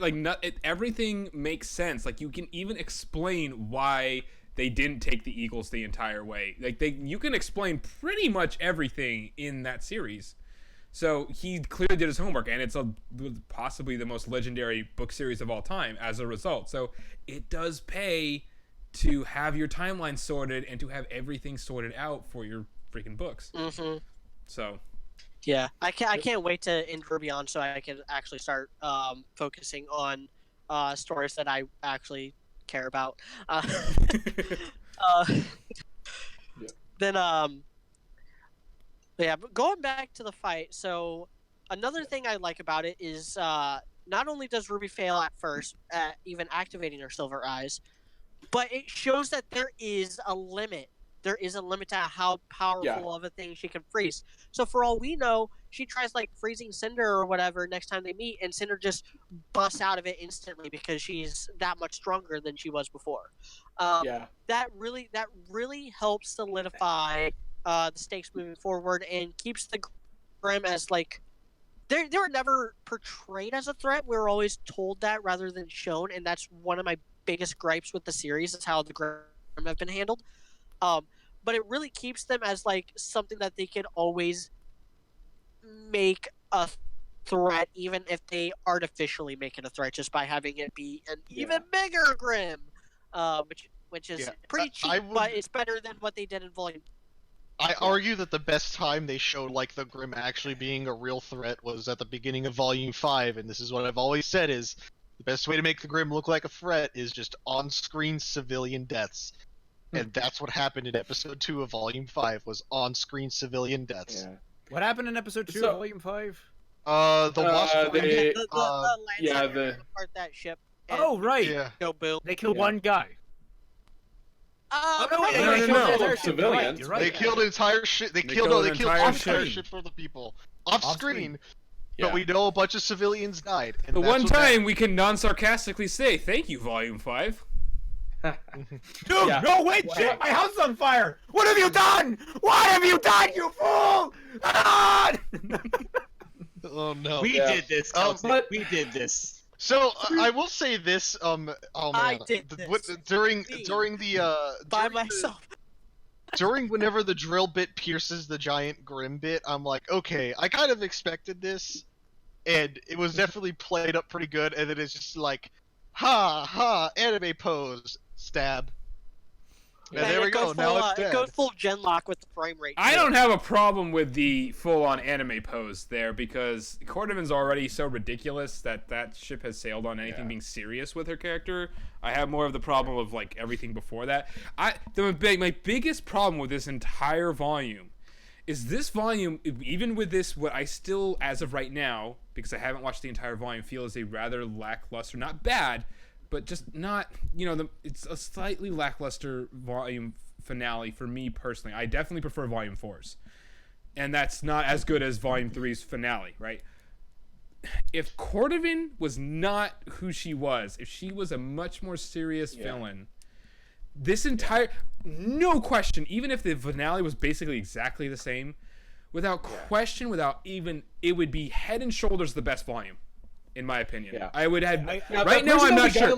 Right now, I'm not sure. Of this episode, that person stepping in and saying, I got this. I'll finish. You guys just go. I've got. We've got this and stuff like that. If that had been like, I don't know, like if her character had been more like that for the entirety of the volume and stuff like that, it would. Yeah, she definitely would have been a much better character. She's still not as bad as Blake was in volume 4, but no, nothing. To answer your question, Sketches and Sweats, they didn't nerf the Silver Eyes ability. They made a very big point that Ruby hasn't mastered it yet. So what happened to the dragon back in volume 3 was like her gut instinct, her entire body just like taking over and doing the Silver Eyes at full power, completely uncontrolled. But on the flip side, also you could argue that the Wyvern she's wasn't as strong as the Leviathan. It wasn't as big. It wasn't as big, and I think size has a lot to do with it. Yep. I don't think That's it what does. she said. I think You in mean this size circumstance, matters? Just that Ruby just wasn't able to have the full output because she was doing it intentionally for the first time. Yeah, I was with Celtic on this because I've explained this in a new episode discussion when the episode first aired. It's like that's a good, that's a good point. I don't think it's like that was just pure unadulterated like sorrow. It's like that's just adrenaline. It's just adrenaline. This time it wasn't really her adrenaline doing it. It was her trying to consciously do it. The last time it was just her, like he said, her adrenaline / her body doing it. That's why I agree. No, it's not. I don't think it's retconning at all. But to go back to Cordova, because like I think it was important to touch on that. With Cordova and her being a goofy character, I like her goofiness, but I agree that it needed to be toned down a little bit to make her a serious threat, because I think from the outset they made her too comical of a threat instead of making her a legitimate one. And so I think maybe also the problem is they make her a very unlikable kind of comical, like Umbridge, like Umbridge type of comical. Well, when Umbridge in the books, Umbridge in the books is not comical. Umbridge in the books is just a fucking bitch. That's true, but in the movie she's kind of portrayed. They kind of try to make her. I don't know. She comes across as comical. Like, part of that picks up on the fact that the books around Umbridge make the situations they put her in very comical, because the characters react to her without. Basically, they don't put up with her shit. Especially my favorite one being the fact that the poltergeist, whatever his name was. Oh, Peeves. Peeves. Yeah. He was unscrewing a chandelier so it would try and fall on her. And McGonagall actually gave him advice on which way to screw it. Yeah, it was great. That's the kind of comedy that incorporated. But see, what was great? Yeah, that's why the books are better, is because the comedy came around Umbridge. Umbridge was still a threat, and she was still frightening and just the biggest bitch in the whole wide world. Yeah, she was the fucking yeah. But so like with Cordovan, I don't know. I'm trying to, like, with this. They should have done that. I kind of got the idea of like, so wait, are we supposed to like her or not? Like, yeah, like with this, I was like, so wait, are we supposed to like this woman or not? And stuff like that was kind of where I was like, I don't know what I was trying to figure out. Like, were we supposed to like her at like beforehand? Were we supposed to think she's funny? But like, there are typically three types of villains by my measure. There are the villains that we're supposed to like, aka Roman Torchwick. The villains that we're supposed to hate, aka Adam Taurus, and then the villains that we're supposed to feel kind of uncomfortable about, such as, say, Severus Snape, who was very much an antagonist through most of the Harry Potter books. But those middle ground villains are very difficult to write. Cordovan is a villain we're supposed to laugh at, but that typically only works when the villain isn't the one with the initiative. So, for example, Pete in Kingdom Hearts. We can laugh at him all we want. He's a klutz because the person behind him is a serious threat and is directly influencing his decisions. Yeah. Meanwhile, Cordovan has her own motivations and drives, and I mean, you can't argue that she's got Ironwood behind her, but no, Iron, he's not the one. Ironwood's not all that it's threat. about direct We instruction. like Ironwood, so Yeah, it would have been like probably better if you had like someone like Winter that was just a step higher than Gordo. That was actually like. And that No, but see, but that wouldn't work because Winter wouldn't have done that because Winter is Weiss's sister, so that wouldn't have happened. Maybe I'm just saying as that like, would have been way more interesting as an That's true. antagonist, wouldn't it? That's Have true. Winter. My hands are tied. well, like what I've been saying is like the entire time. That's what I was saying Mira weeks or ago. Olivier Mira Armstrong. That's who she should have been. Like, just this no nonsense. Don't fuck with me. Like, I'm doing my job and I am, fulfilling my duty. But yeah. But yeah. Oh man. And then so the last bit is just them all like. One other thing I wanted to say about. Yep. Sorry, just one other thing I wanted to say that we kind of skipped over is I like how Maria plays like the devil's advocate, which is all like, so we do need to get this thing to Atlas, and this is a pretty good chance. There's no guarantee that we'll be able to, go from here. Like first of all that they're addressing that, and that Maria's kind of being the devil's advocate. But then I also like how you see Ruby about to speak up, and Ruby's gonna say no. But then it cuts to team Weiss. Weiss, yeah, I Weiss, believe, is the Blake, and first one Yang. to say something. Which is but like all three of them basically chime in and say, which- no, we're not doing that. So I like that. Two things about that I really liked. One, the fact that it was Weiss who spoke up first kind of closes the little character arc that she went on in this volume, which was accepting the fact that she has to. She's next on the chopping block, really. Like Blake and Yang confronted their demons in this volume with their fight with Adam. They confronted their trauma. They worked past it together. They stood together. They fought together. Yeah. They buried the hatchet on the ill will that they had regarding things that had happened in the past. Again, I'm going to do like a full-on video like how it actually got to that point because I think it needs to be addressed in a very scripted, very well-rehearsed manner, as is per usual on my honest looks, rather than my episode reviews, which I literally just throw together in a day. And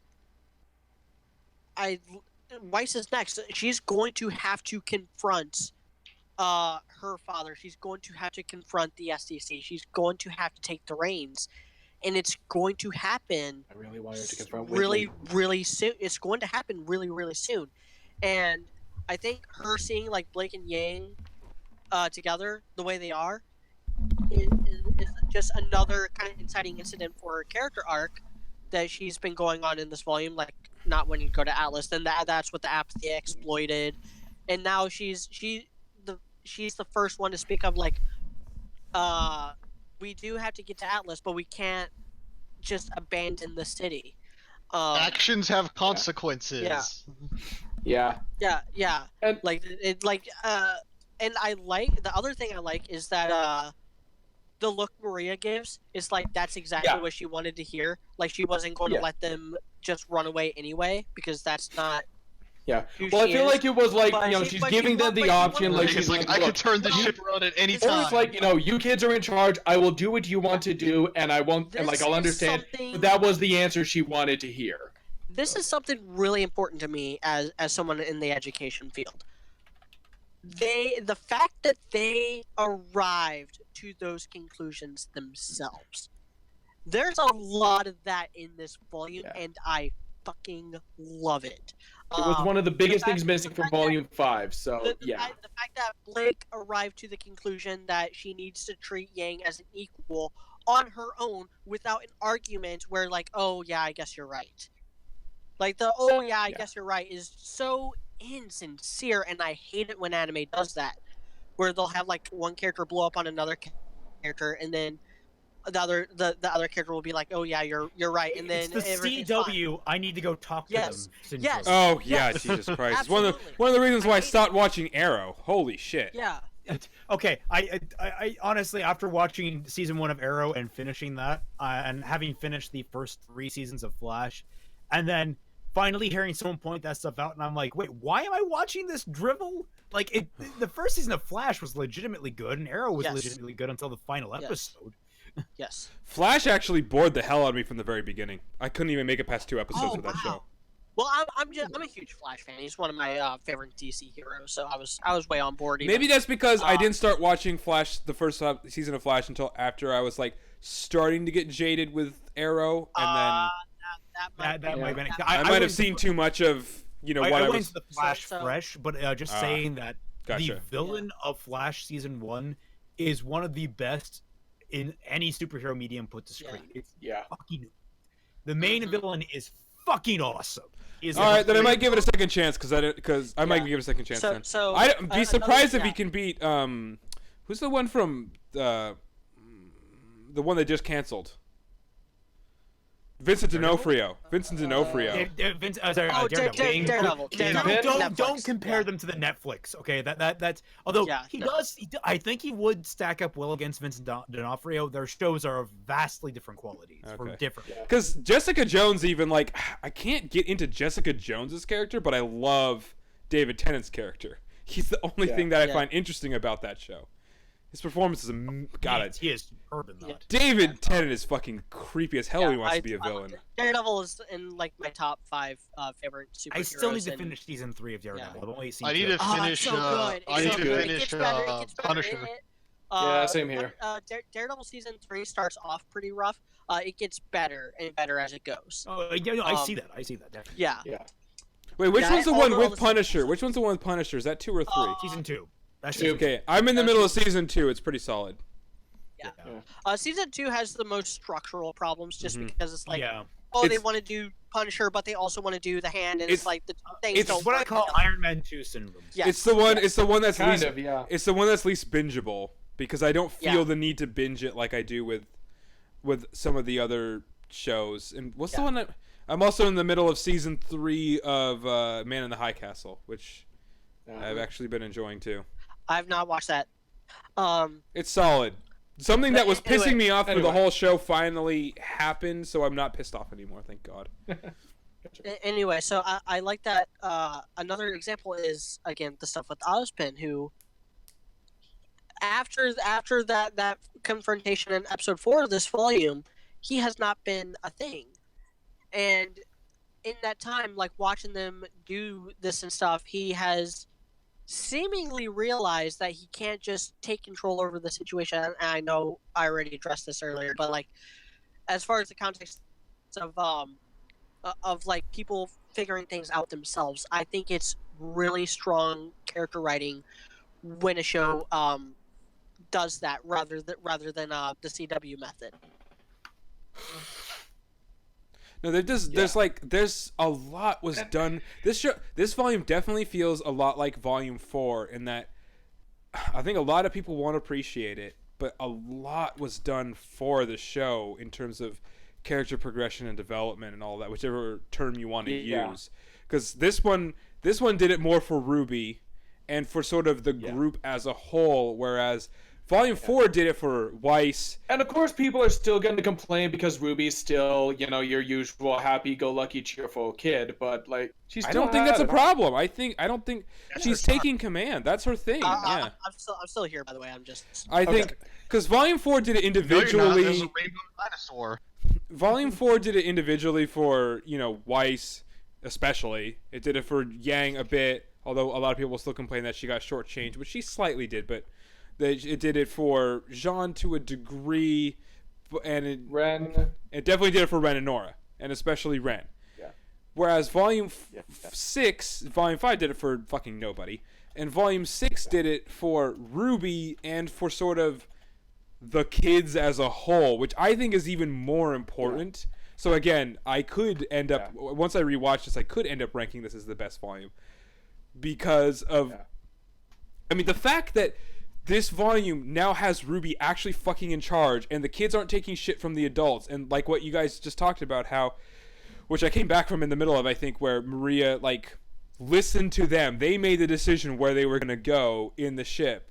Like, that's something that never would have happened before this volume, and that is such a big fucking deal for this show. It really is. Yeah. Like you really kind of miss the fact that the characters should have their own initiatives. They should be pushing for their own. Yeah. I mean, that's the thing that was missing in volumes, in all the previous volumes, is the characters lacked initiative. They were either being told to do something or just reacting to something, as opposed to actually making choices. Blake running away wasn't a choice. She panicked. That's not a choice. That's that's panic. That's completely different. I think yeah, no, I agree, and that's what's, the more we discuss this again, like we've made these points before, that our thoughts can, and especially mine, can change as we discuss the episode. And I already liked the episode a bit more after I watched it the second time. I still don't love the episode itself, but I think in context it will end up being fine, and I won't really have many big complaints with it, because and also with what you're saying is this volume might end up being the best for me, because the difference between volume 4 and volume 5 was, although this lacked as much Renora as volume 4, which is tough, but it did have the get back with my man line, so there's some Renora. But more importantly is the difference is that they were reacting to stuff in volume 4, whereas in this volume it's similar, but they made their own decisions in this volume, which in that sense at least it is superior to volume 4 even, because they're making the choices, whereas in volume 4 they just kind of reacted, and they're being offered decisions. Being offered choices. That's another really good thing with this volume, is that they're being offered decisions, and there's something I'm just realizing here, and I don't know, it's again making me think about, because again I've been reading the Anatomy of Story, but yeah, the characters are being offered decisions here, like, oh, just drop the relic down the well and you'll be fine, oh, just why don't you guys just stay here in Argus, and let somebody else handle this. Yeah, everyone's married. Why don't we just go, let's just go through and ditch this battle and head to Atlas. This is our best chance. So they're being offered decisions, and they're making choices, and they're making choices. And, like, I don't know, they're kind of making the obvious decisions, the obviously correct and right decisions, but they're being offered choices, so... I wonder if they're going to try and figure out, I wonder if they're going to destroy the lamp. I would love to see I wonder that. if that's how they're going to solve something. Is that I don't know if that's possible. I'm a big fan of asset. I feel like I do think that would be interesting if one of their solutions at the for the end game is get the Relic of Destruction and destroy one of the other relics. A part of me wonders if the gods would appear and be like, nope, sorry, you don't get to change the rules here. I think most they can do is if they're in a situation where they are going to potentially lose the relic, they would use the question on. They could use it on anything at that point, just because. Who knows? It's 100 years that they can't use that relic. So even if they get it taken from them, the Salem's faction can't actually use it. Yeah, that's a good choice. That's what I'm thinking. Like, that's gonna be the minimum of what happens. I would think if they would at least attempt to destroy the relic, if it comes to it. I feel this is a good opportunity to get to a question we got in on our email, which. If you're listening to this, you can email us right now at rubyandbeyond@gmail.com. And this question is from an Edward, and it's a short and simple question. Do you ever think we'll see Winter again? At this point, Glinda might be a lost cause. So a little bit of a two-parter. So let's go. Let's choose. We will see more of Glinda, and we're gonna see Winter next volume. Let's choose an order though. Okay, so Robert went. So let's go. Robert, Media, Sock, Celtic Phoenix, myself, High Power, because that's the order that it is on the stream, with Robert starting. Yeah. Okay. What was the question? It was, what do we expect from Atlas? Do you ever think we'll see... No. Do you ever think we'll see Winter again, which is an obvious answer? Oh, yes. Yeah. We'll see her probably next volume. And then the second part was, do you think we'll ever see Glinda again? Because she's probably a lost cause. That's a little more... I think we will, but not until the story as a whole returns to Vale. Which won't be for a very long time. I think that's where the show ends. Yeah, with them back at Vale. I could care less about her voice actress. She's kind of a bitch, and she's replaceable.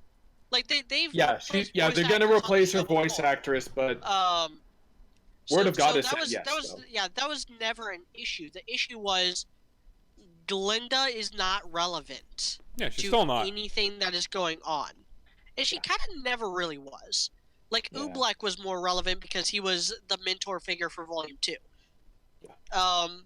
Poor, he had that camaraderie thing. Glinda will with show Oobleck up going on You had for that entire moment in series. Volume 1, that really good bit in Volume 1. But the where he only talked down to the only characters Glinda ever really interacted with were Ozpin and Ironwood. Oh shit! So I can except kind of Luca. see maybe her.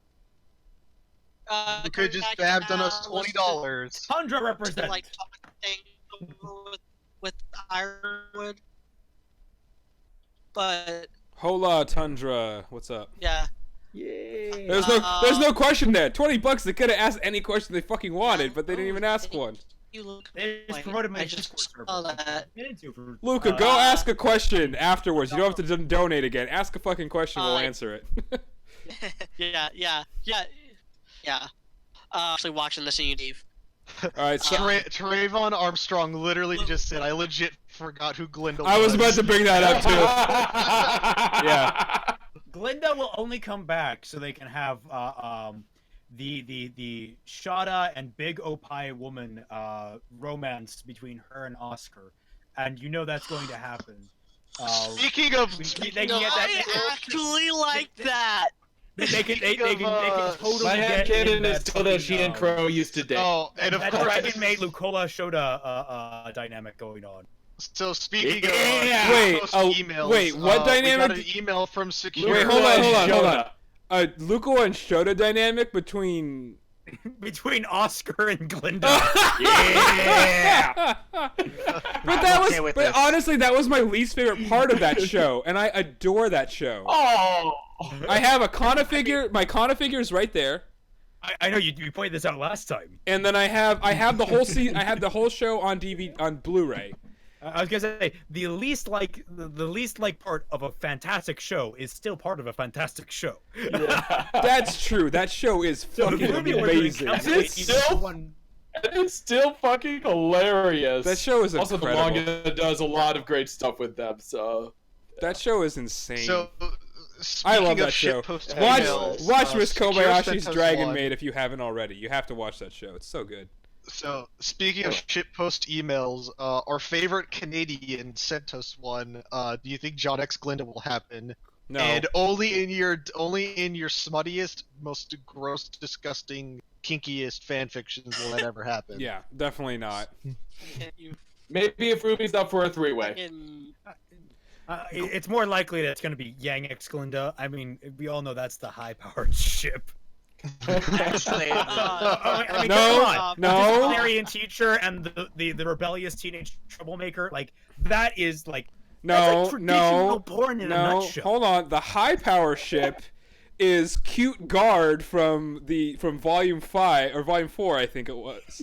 Volume 4. Volume 4 and 5. Volume 4 and 5. Cute Guard X Sienna Khan. Sienna Khan, yeah. It's Cute Guard X Sienna Khan X the first mate on the ship with the short hair. What about Jin? Blue All anime those waifu? brown No, girls, no, they just they're can't all handle it. those other high powered. How accurate was I? How accurate? Blue doesn't count. Okay. How I'm accurate? about to pass out from blood loss. How accurate? Okay, see, Obviously. that's how accurate I was. Obviously speaking, like he's missing the best part of that ship. You add Ilya in there. I mean, why not? yeah. Maybe she's watching in the corner. She's the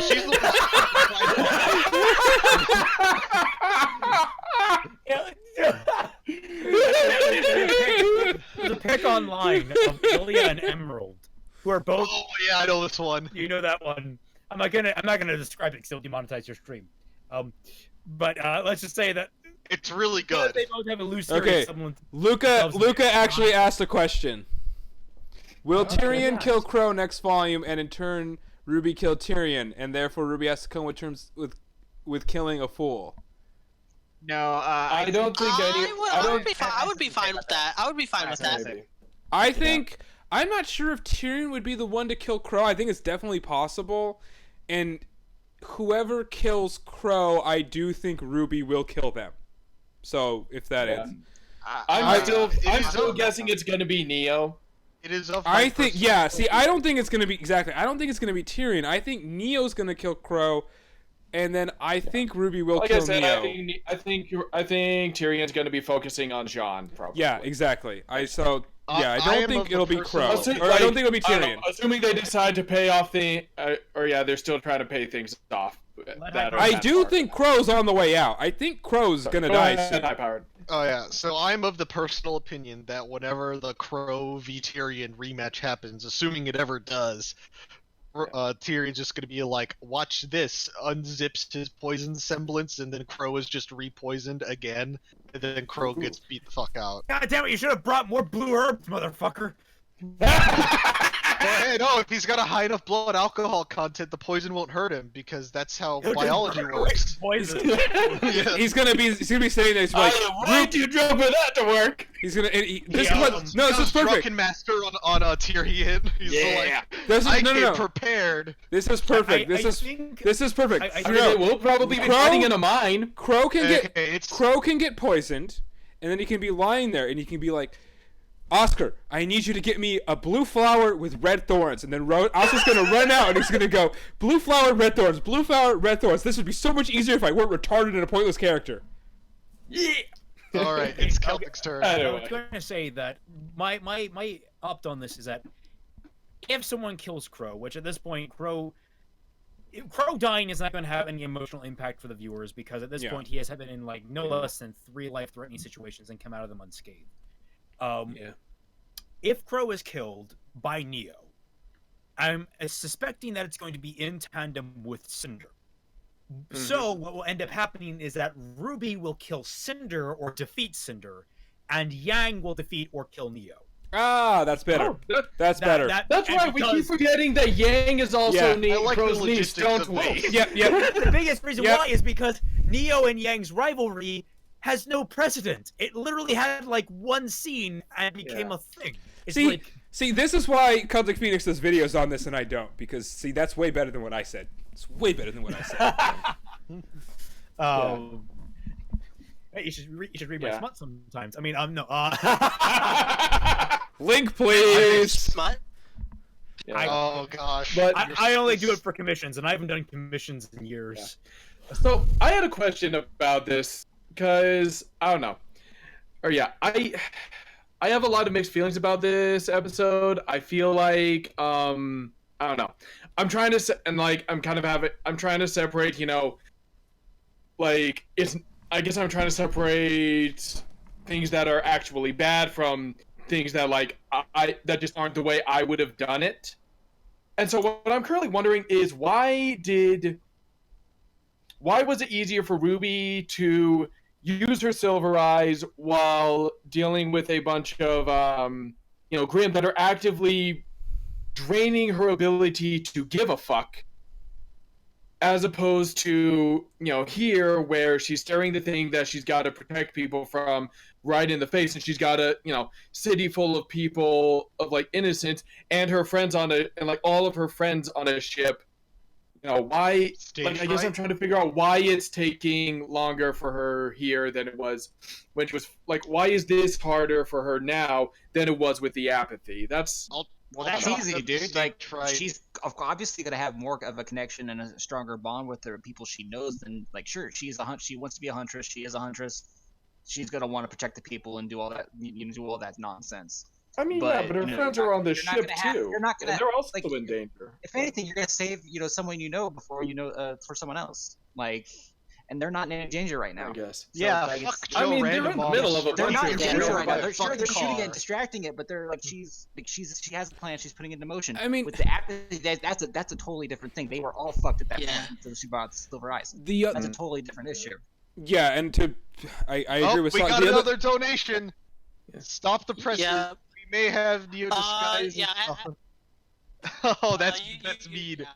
Yeah, Maybe animes have are- Neo disguise as that's good Summer stuff. and kill a stunned Crow behind him while Ruby is looking like Summer throws Crow's head at Ruby's feet. No, they won't get that graphic. I like the imagery of Yeah. of They throwing won't Crow get that at graphic, Summer. but I do like the idea of Neo using this just disguises in general. I don't think she would use disguise as Summer because I don't think Neo knows who Summer is. I'm just scared that we're gonna get into that I'm more- RWBY I'm more Volume like- 3 thing where everybody's all like, "It was me, Neo, all along." But No, the twist of Neo is actually Ruby's mother and has been Summer this entire time. No. That's why no, that's why her hair suddenly got all floofy is because they made Summer's hair floofier. There we go. Figured it out. It all makes sense now. So 10 out of 10. I always liked it. No I always comment. I liked wish it, I had the yarn. Wait, just no, that's a all over conspiracy everywhere. theory. You're now banned on YouTube. So I. Oh no, we've been Alex Jones. And the so floofy I hair always is why liked the frogs are idea- gay. This came this came right after Volume 3. The idea of Emerald and or Neo using illusions of Pura to fuck with Jean.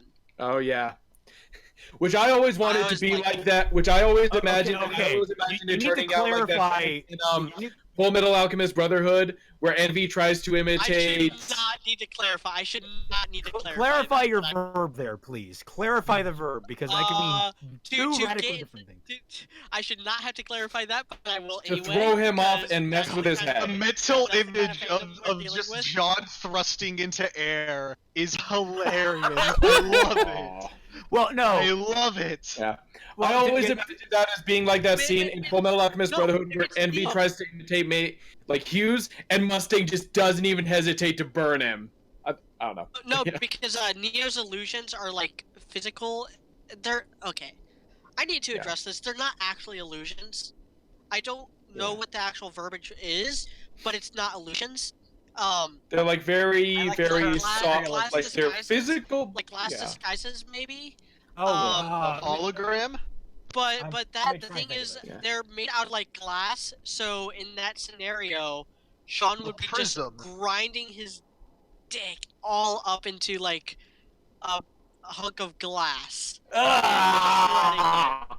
They wouldn't do that. Sure, I Without will any apologize lube. for I will not apologize. no. If It's John wasn't conjuration. circumcised, he would be then. She has conjuration effectively, where she can Yeah. conjure illusions. Yeah. Like it's. So I'm not currently much- wondering with like what she was doing to the ship, like, so does she and Cinder see like through the conjuration now or something like that? She Because might like she be able sells to, it and Cinder then it definitely breaks, not. but then she's like, yeah, done or something like that. I don't know. Yeah. Cinder definitely couldn't see through it, but she probably could. Okay. Neo sitting there flying the I ship feel like with Cinder. bricks I feel like tied to- Cinder. It's more like during her fight with Neo, she was more like able to predict where Neo was going to strike from, just because she knows Neo so well Yeah. and is alongside her and knows how she fights and stuff. Knows Neo so well. Knows her very well. No, We're talking. She we're has talking known her. The one through Your the head volume on the 1 through waters. 5 version of knows a character so well.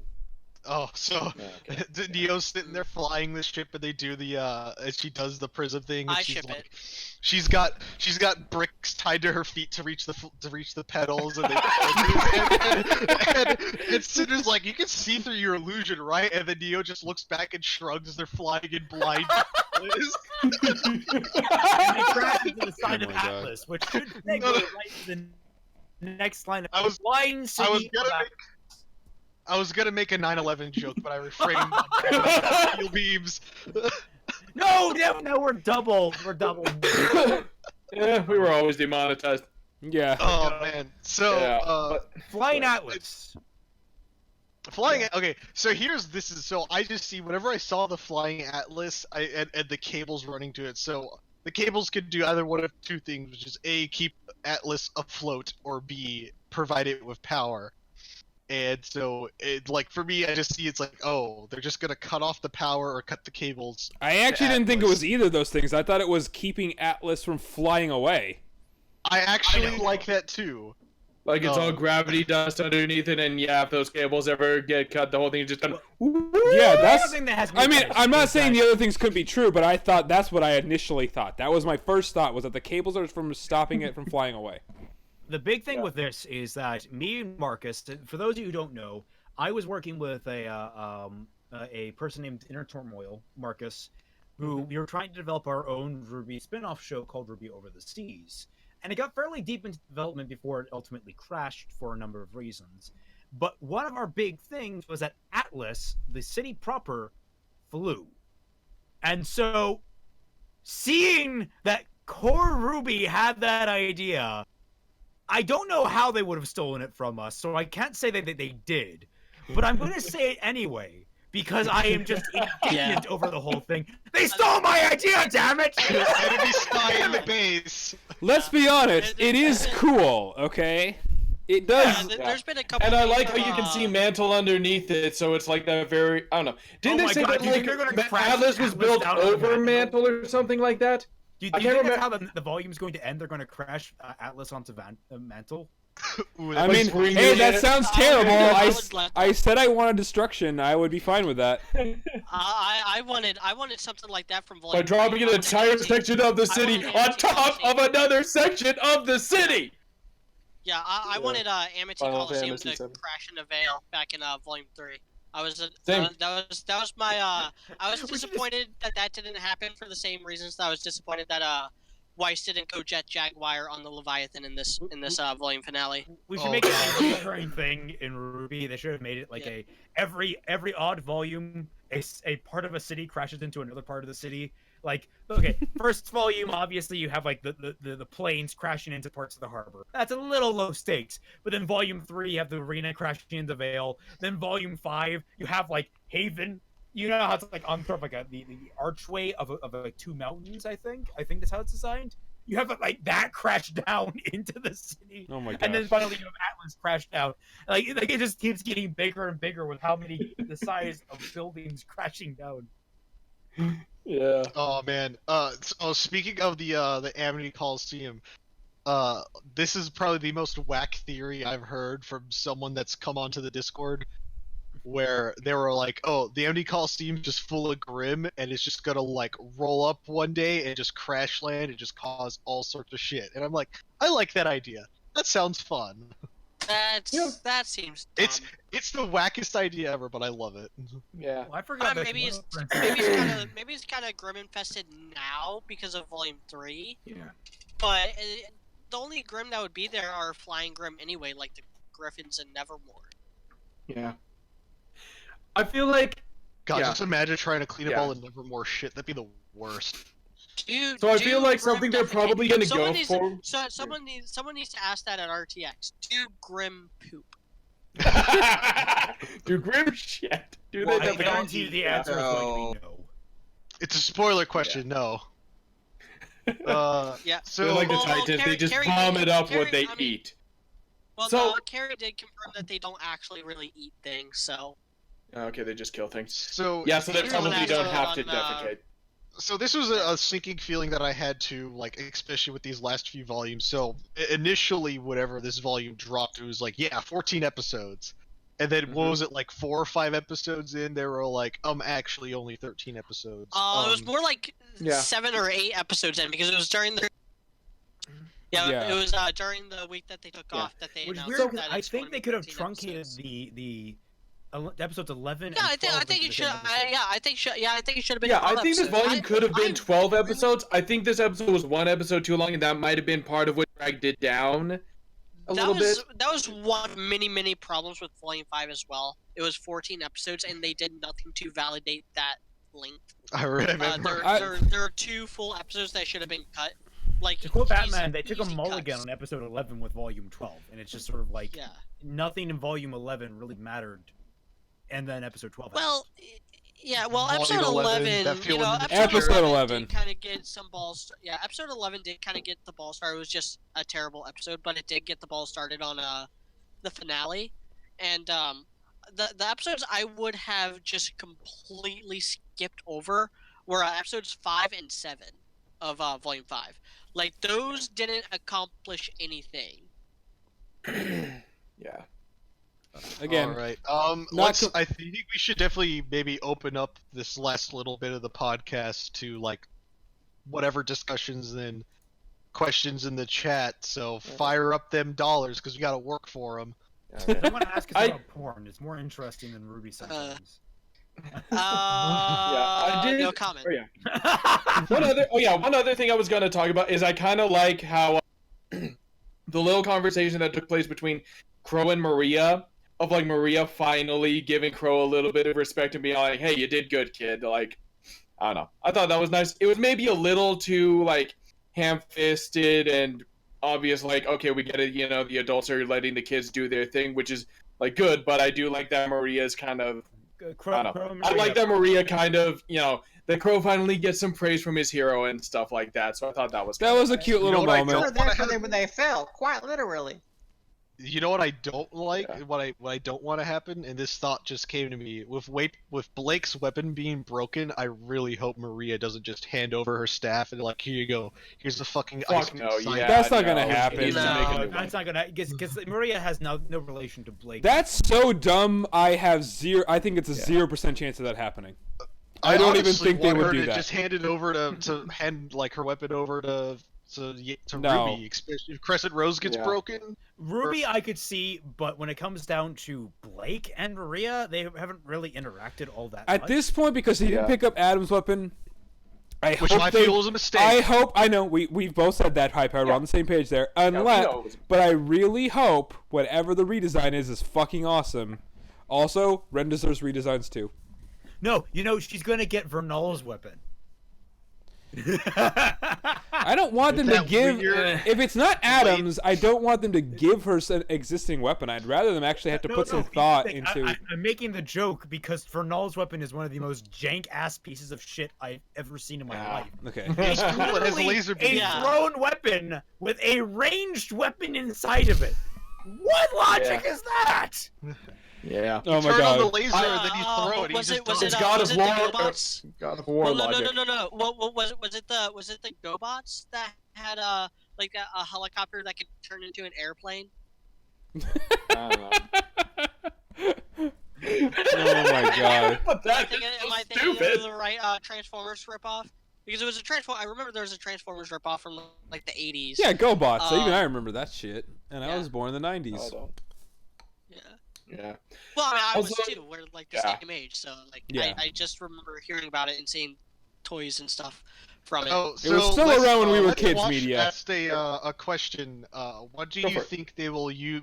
What will their last question be? Is what he asks. Oh, yeah. Oh. Ooh. Oh, that's a good question. See, I'm under the assumption that Cinder is actually going to get the relic. Hmm. And she's Yeah, gonna I, use I, the I one can see that the asked villains getting the last question. In which case Cinder will probably ask either Where's the Winter Maiden? where's the relic that was supposed to be a beacon, or how do I get the power to kill Ruby? Hmm. Because she has a massive weakness there right She now. could Like, also like ask again, the how to Leviathan, get more the Patreon Leviathan followers hints- for Patreon. the Leviathan set up that like there are like Grim and stuff like that can like break out of Ruby's Silver Eye blast. Hey, Jin, through where do I find a sheer- good through pair sheer, of pants? through sheer power? Yeah. That should be your question. I Where think do I okay. get those snow pants? If it's Ask not Neo. Cinder who steals it, I think they will ask how they can defeat Salem because how can they stop Salem or something along those lines. 'Cause they can't defeat Salem. The question they'll have to ask something along the lines of how they can stop Salem or something like that. Because if it's not that, I have no idea. We can't predict what I it will almost feel like be. Jin's answer to that would be, I don't know. That's kind of up to you guys. Like that would be one of those. You guys, They just like you guys they have to just figure ask that what out. the next maiden Well, is. yeah, exactly. Because part of my No. point is like, it really depends on the situation they're going to be in when they ask that question. Is it something related to Atlas? Is it something related to? Are they going to be in Vacuole when they ask the question? Is Salem going to get the relic? Because I think they might not even ask the last question. I think Salem might steal the relic before they can even ask the last question. And I think they might. What my kind of guess is, they're not really going to. The heroes won't really interact with the relics until it's at the very end when they call the gods back. Because my sort of prediction is that RWBY is going to figure out that the only way to defeat Salem is by talk no jutsuing her, but in a less lame way. Because let's be honest, that is the only way you can defeat Salem. You cannot kill her. Yeah. The only way to stop her is by either getting her to stop being a bitch, or by just completely uniting humanity against her, which I don't think is likely. I don't think that's possible. Now hear me out.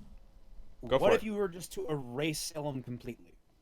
And what I mean is, like, she's tried to kill herself over and over again, but they haven't really gone into how thoroughly has she tried to kill herself. She dumped into a pool of pure destruction, but... Well, they say it's pure destruction, but is it? Because we've seen that she basically melts. Like, what if you were just to throw her in a vat of acid? Oh, here's a good what if. What if I still think it's gonna Yeah. be Talk No Jutsu. I still think it's gonna be Star Wars Episode 6.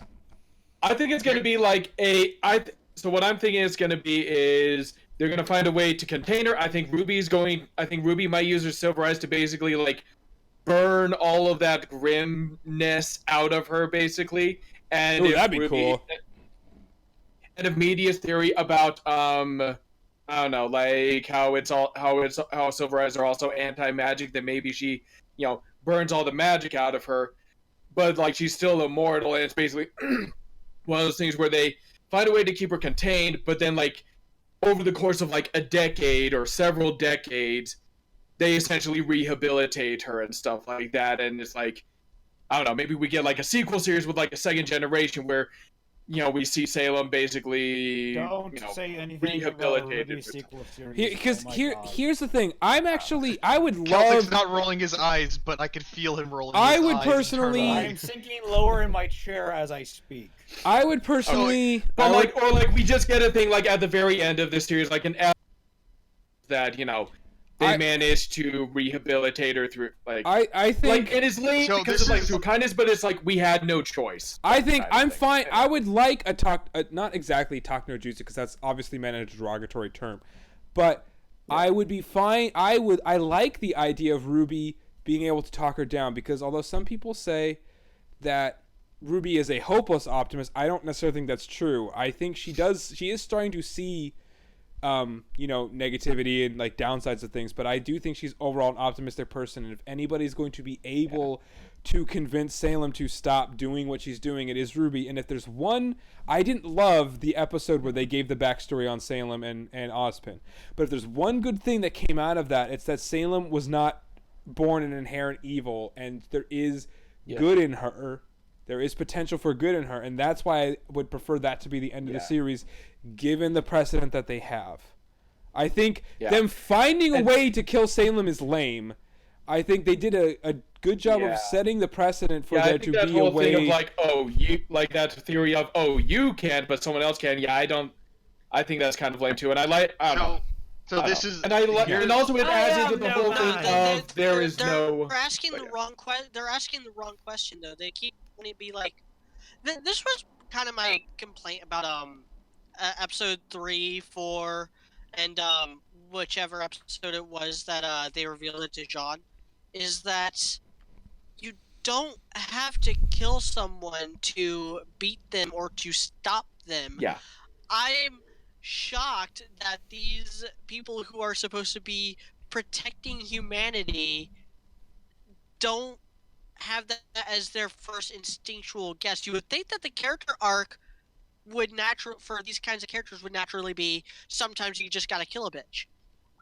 But instead, it seems to be the exact opposite, where they want to kill Salem, but they're going to have to learn that there are things that won't go away when you try to kill it. Yeah, when you get down Salem to will literally just keep coming back. Sociopaths. I mean, when you think about it. So here's my brilliant it plan. It really bugs me. It's Well, one of the here's things my- that bugs me the most about this volume. Please Here's elaborate. my brilliant plan. So they take the relic of free will, and then they zap either everyone's minds to where like they just like, oh, Salem's right there, but no one can see them because they've been zapped out of because Salem's been zapped out of their minds. Or they just take the relic of free will, and they just zap Salem into being like, stop being an evil bitch, and then they dab, and then it's all over. Problem solved. 'Cause no. a good I'm chunk trying to of remember, Salem's though, done it's- is with help. I can't tell how sarcastic you're being, but no. I remember what I'm being mildly sarcastic. I'm trying to remember what it specifically. So here's a bit of a theory that I have actually on. Okay, I think it's specific. I think what the wording that they use is the relic of choice. Is that because I know the prevailing theory is that it's a thing that can somehow completely basically just forces people to do what you want them to do. But here's an idea, and that I thought of, and I like this idea because it does like creation and destruction are opposites. I like the idea of the question, okay. So I like the idea of the relic of like knowledge and the relic of choice being opposites.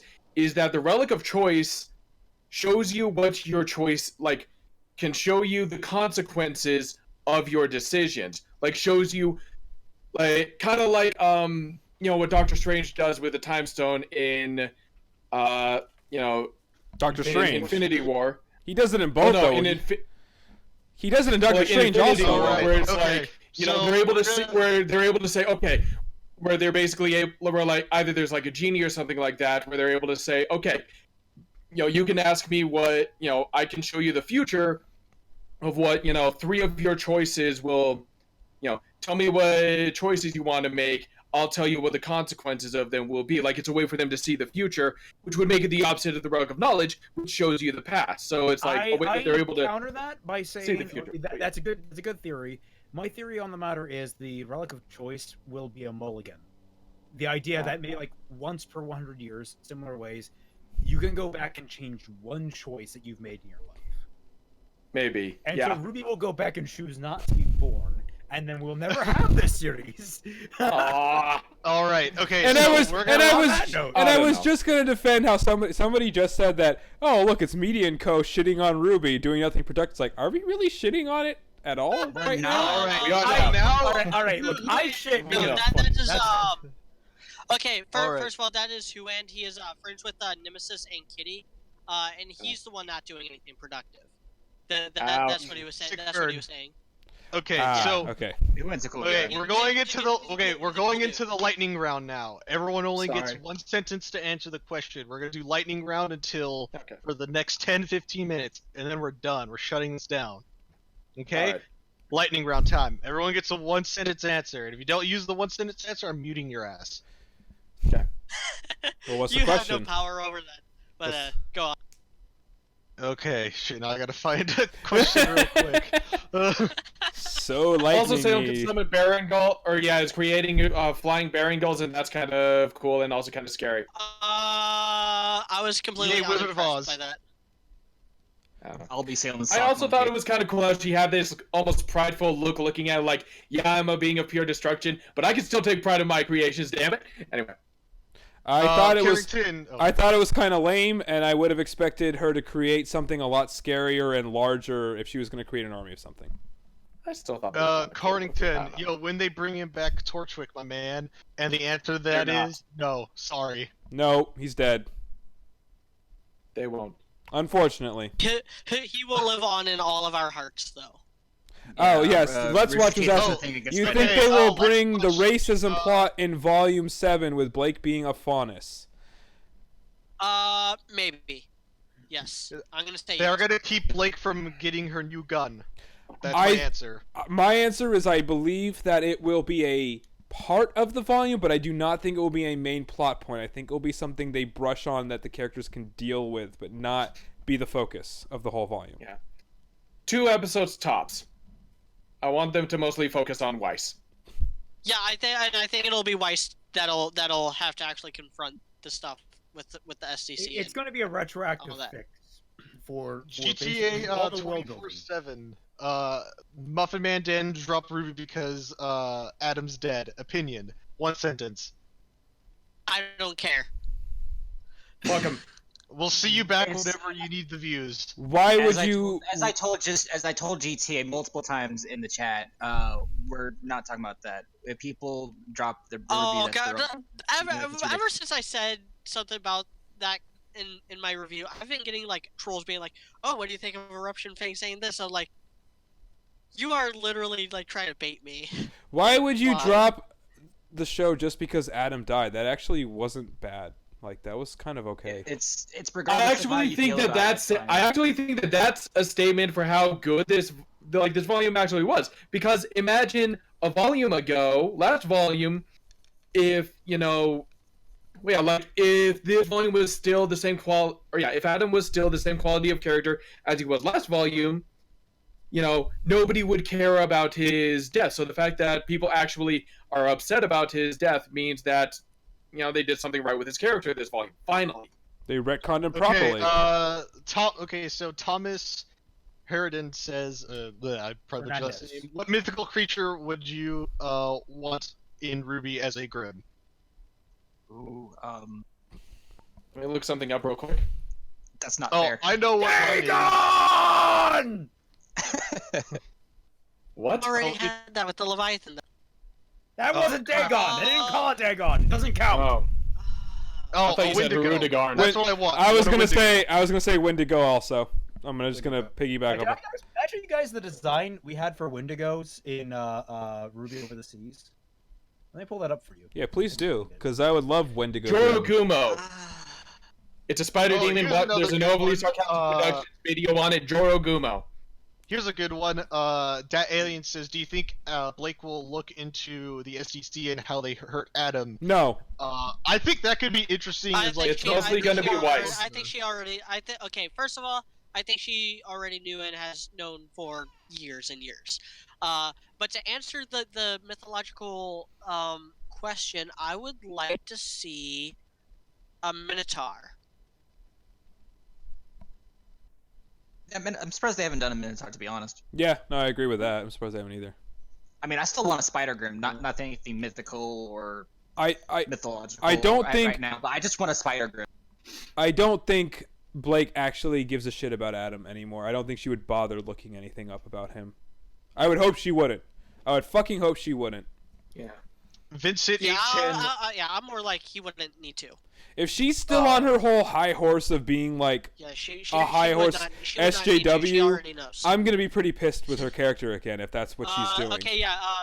Vincent Aiton said or asked, I believe Blake and Yang acted on self-defense. Others It don't. is a What do you Wendigo. think? I think sometimes you just gotta kill. This is a Wendigo, for anyone that was asking. Yeah. It looks like a It looks- ferret. Looks like a It squirrel. is inspired by a squirrel and a ferret. It's literally, it was going to be a mascot character. Did you know that ferrets and weasels are actually killing machines? Yeah, they are. Yes, just on a much Yeah. smaller scale. Yes. What are they even referring to when they acted in self-defense? Like when they killed Adam? When they fought Adam, I guess. Well, do they have a stand your ground law in Argus? I don't. What do you mean by? I don't know if it's completely self-defense because they fought him because he was attacking them, but then I think they knew at that point they needed to kill him because he would keep trying to kill them. Yeah. Okay. So on that note, Rinku-san asked, basically, I'm back. if I could explain how Adam's character improved so much from Volume 5. I feel like I already covered that 2 weeks ago on the podcast, but allow me to reiterate. For anyone curious about the Wendigo, it's in the chat. I can't because Adam- I'm streaming it, so I can't look. Yeah. And It's yeah, fluffy. I like it. I looked. It is fluffy. All right. picture Let's Wait, watch- hold on. But, anyway, no. To no, answer that question, I need to explain that. So, with You got one Adam, sentence. he was poor. You're running out of commas and Basically- colons. He was never actually all that strong. He was only that strong in comparison to Yang. Yang has improved, and Adam has actually always been that strong. It's just mental handicaps on behalf of the writers that resulted in Volume 5. yeah. My answer Right. is that exactly what Robert said needed to happen in Volume 6 back on our Volume 5 recap stuff. It's a retcon. They retcon what they did to him in Volume 5. That's it. What was the question? If Adam was the same quality as Volume 5, isn't can you explain how Adam's character improved so much besides fighting from Volume 5? My answer is exactly what you called for, Robert, is that they retconned him. They retconned Volume 5 out of Adam's character, and they made him like Volume 3 Adam. That's it. Yeah. And they made him important. They made him important to Blake and Yang again, like you said, which was a retcon. Yes, which is, by the way, a very excellent retcon, because Volume 5 was so bad, it was much better to retcon that gone than to try to adapt to Volume 5. So that was very good. I love the scenes with Adam in this volume. It was very excellent. And like media said, they added a sense of urgency to his battle with them by, you know, making him not just a threat to Blake, but also to Weiss and, you know, their plans and stuff like that. Let's Wash says, you think there you think there will be consequences for Yang and Blake killing Adam? This is the first time that they killed someone. How will it affect them? No, not at all. I don't not think so. at all. Like 0%, zero consequences to that. They've been responsible for many indirect deaths before and have no consequences. It's not gonna matter. Real quick, Dapper Shinks asked, did anyone else get Nana Shimura vibes from the Summer Rose flashback? The only two things that those characters have in common is the white cloak. The hair and face is completely different. And in that regard, Summer Rose actually did it first because we first saw the white cloak in the Red trailer, which was back in 2012. In My Hero Academia, the manga did not even start until 2014. Right. No, I did not. Mic drop, we had yo. a picture of Summer until. Oh, you're right. We actually did know. We had a little glimpse of her. Briefly. Yeah, Volume 3, which would have still been. No, Volume 1. Pretty sure before Volume Nana was Volume introduced 1. in the manga. Her cloak appears as a ghostly image in the Yeah. credits. In the Red trailer, even I think, and in the opening of Volume 1, it does as well. Cross Zeo asks. Oh yeah, one more. We're done. After Do the this, one show? more. Do you think the show needs anti-heroes? We I need would more say- villains than No. anti-heroes. I would I say. feel like it's kind of the role of a lot of the Huntsmen anyway. I would say no, because I feel like Raven was possibly going to be an anti-hero, and they completely fucked her up. Also, the greatest person who started off as an anti-hero, maybe not an anti-hero, but I just don't trust them to be able to do an anti-hero right, because you could you classify Zuko as an anti-hero? He was an anti-villain. He was an anti. I would say he's probably. He started. I would go anti-hero, anti-villain for the first two seasons, then anti-hero for the last. Yeah. So if that's I would the actually case, say it was more anti-villain in the first season, anti-hero in the second season, and then yeah, I was gonna say he kind of transitions. He's a villain in the first season. He's an anti-hero in the second season. He's a hero, a sort of hero in the third season. So if that's the case, with other heroes, I think it's good. Anti-heroes are kind of hard to do. I don't want them to try too hard to do what Zuko is, because I think he's kind of the gold standard for that kind of character. Because he's hard to classify as a character. The other end of the spectrum is the Punisher. He is the gold standard for that character. He's one of the greatest written characters in fiction of all time, in my opinion. I just don't want them to try that. I don't think they can do it. And I'm not trying to shit on them. I think they've done. This is a very good volume. They're improving overall. I just don't want any.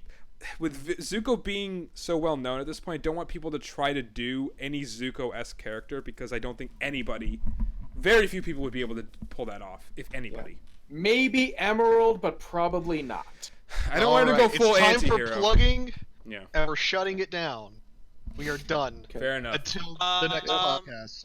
If you like this video and you want to see more, like, comment, subscribe, join the Discord. High Powered has been doing a good job spamming those links.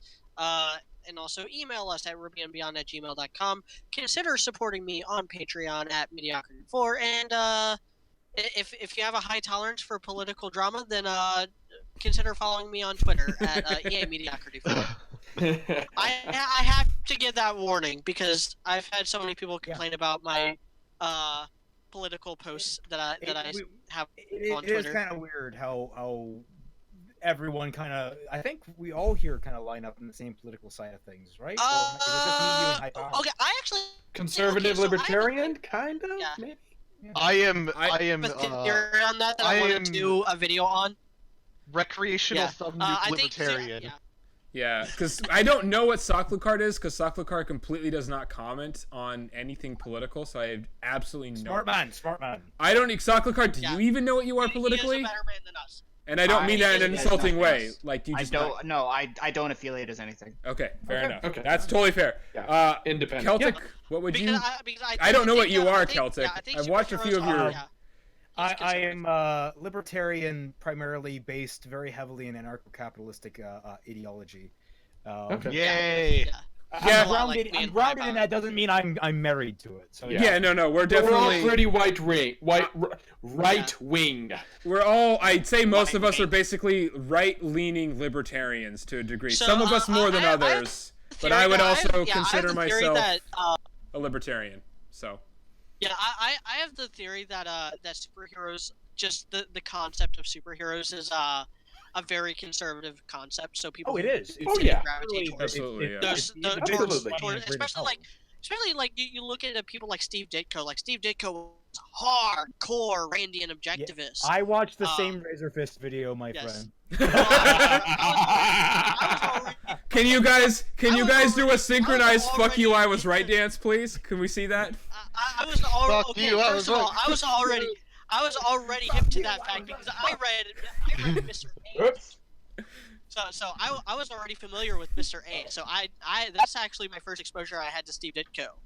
So I already Okay. knew. Here's hoping I didn't fuck up my computer at all, or my microphone or anything. Seems So there fine. we go. I'm not seeing any I issues. don't have enough space to really do. I don't have enough room to do that. I have two cords And connected yet- right now. I cannot do a "fuck you, I was right" dance. So I think it should also be mentioned though. I recently saw I think Media and I both saw this on one of our previous videos. Somebody said, "Oh, I think I know who all of you voted for." I don't think they do. Like, I don't know. I voted for Daryl Castle. Dude voted for Nora. Yes, I did. I voted for Nora Right. Valkyrie for president 2016. This I'm not man is joking. doing God's work.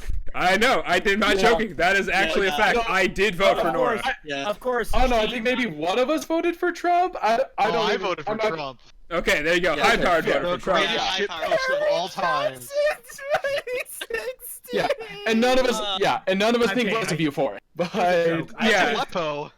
At least two of us did Anyway, not. At I'm- least two of us did not I'm vote sorry for Trump. derailing that with a political post. Yeah. sorry. I'm sorry for yeah. derailing that with a political comment. But also, Sorry. I've already talked about it. Read my fan fiction. It's almost over, and I'm Yeah. as much as I like to talk shit about it, I'm actually very proud of the work I've done on it, and it's really helped me grow as a writer. And I'm looking forward to my next writing ventures that are happening after this is over in like Yeah. 17 weeks at my current rate. That's how long it's going to take me to finish this art. More But yeah, Just that's all. Act. More Just Act. More Just Act. I need to finish Just Act Manly because I did like 2 or 3 chapters of that, and then dropped it because I just felt more inspired to do RWBY on stuff. Yeah. All right. Well, Check out my fan fictions, Ruby 2020 and Fairy Tale 2020. So yeah. That's it. check out my channel, Celtic Phoenix Productions. And if you're feeling awfully generous, I too have a Patreon. Patreon.com/Celtic Phoenix. I think it's just Celtic Phoenix. It might be Celtic Phoenix Productions. I can't remember. Just Google it, you'll find it. I'm gonna go look for that right now. Send me buy his money, you'll book. get access his to my book. private Snapchat. Oh yeah, I was gonna ask Celtic Phoenix. Do you have a hard copy or like a physical copy available of your book? Because I prefer yeah, physical. yes. Oh, you Buy it on do. Amazon. Okay, Yeah, it's then on I'm Amazon. okay. Yeah. I thought for some reason I thought some. I need Yes, to I also buy have a book. that. Forged Within Yes, Flame. I need to buy that. Amazon. It's available both in print and digital. Please check it out. If you like Buy the digital lesbians, copy because if you I'm like a cheap drama, like that. if you like romance, and if you like emotional, gut-twisting angst, it's the book for you. What's it called again? It's Forged Within Flame. Forged Within Flame. Because Yeah. I do love I'm looking romance, forward to actually reading so that. I do love I romance. put it in the chat, so if anyone's watching this in the past, it will be concurrent with this point in the video. Nice. Or maybe just like a few seconds later. I'm really looking forward to finally getting. Oh, around there is to, a buying paperback. that Okay, reading. sweet. All right, Let's dab on out of here. I am gonna buy the paperback. All of that right, then. I'm gonna cut this. Yep. We'll see you guys. Catch you on the flip side. Yeah, see y'all later. And all Adios. good night.